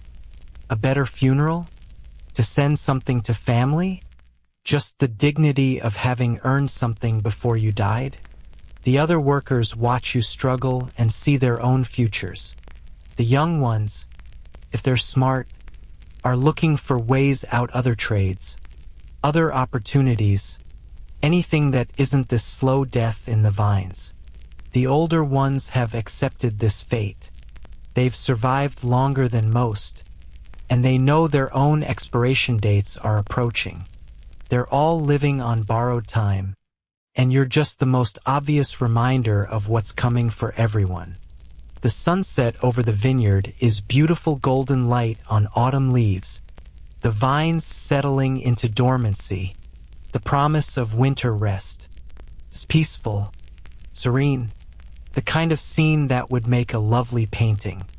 But you're coughing blood into your hand, feeling the fever starting to build, watching the red streaks climb higher on your legs, and the beauty is lost on you. This place is killing you, has killed countless others before you, and will kill countless more after you're gone. Medieval vineyard work wasn't sustainable for human bodies. It was a system built on the assumption that workers were replaceable, that their suffering was acceptable, that their deaths were just part of the cost of wine production. And it worked. In its way, the wine got made. The monasteries thrived. The nobles had their vintages. The cost was just measured in bodies instead of coins. You wouldn't last a day in a medieval vineyard, but the real horror is that even if you lasted weeks or months, the outcome would be the same. This place doesn't just break you quickly, it breaks you slowly, thoroughly, inevitably. Your body is the price of wine, and you're paying it in installments until there's nothing left to give. The wind picks up, carrying the smell of fermenting wine from the cellars. Somewhere, a barrel is building pressure, threatening to explode. Workers are preparing for tomorrow's labor, sharpening tools, mixing fertilizers, checking vines. The vineyard continues its cycle, indifferent to your suffering, indifferent to your death, eternal in its demands and merciless in its consumption of human life. This is why you wouldn't survive. Not just because the work is hard, or the conditions are terrible, or the dangers are numerous, but because survival itself isn't really the point. You're not meant to survive, you're meant to produce wine, and if you die in the process, well, there's always someone else desperate enough to take your place. The monastery bells ring for evening prayers. The workers bow their heads in automatic response, mouthing words they've said 1,000 times. You bow your head too, and maybe you're praying for salvation, or for rest, or just for the mercy of a quick end instead of the slow decline you're experiencing. Tomorrow, you'll wake up. If you wake up and do it all again. Until the day you don't wake up, or you can't work anymore, or your body finally gives out completely. That's the only certainty in a medieval vineyard. The work continues, the wine gets made, and the workers who make it possible are consumed in the process.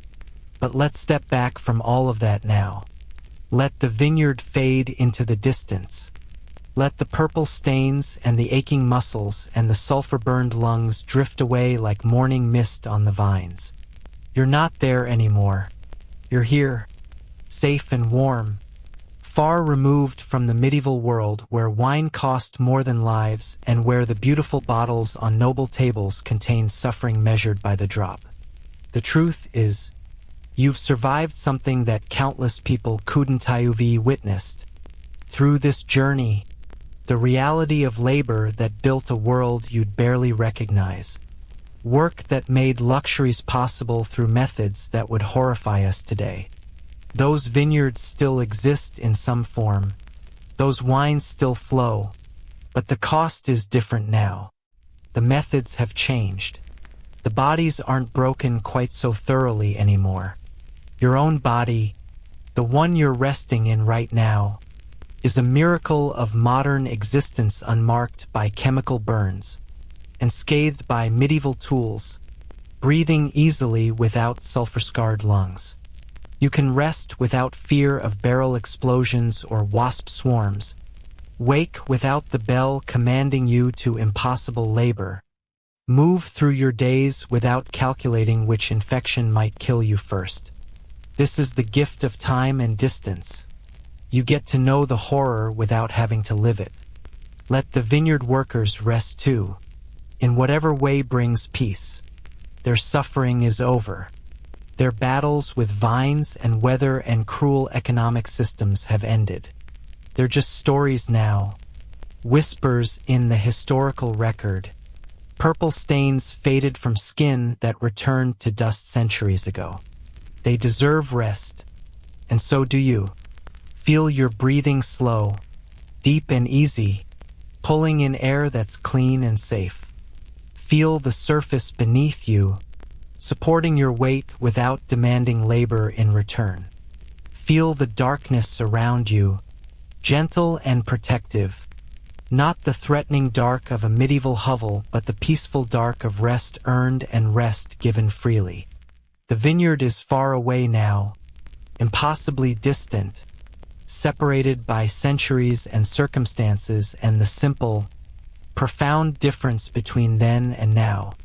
You're here. You're safe. You're drifting into sleep the way you deserve peacefully, without fear, without pain, without the grinding certainty of suffering tomorrow. Let the last images fade.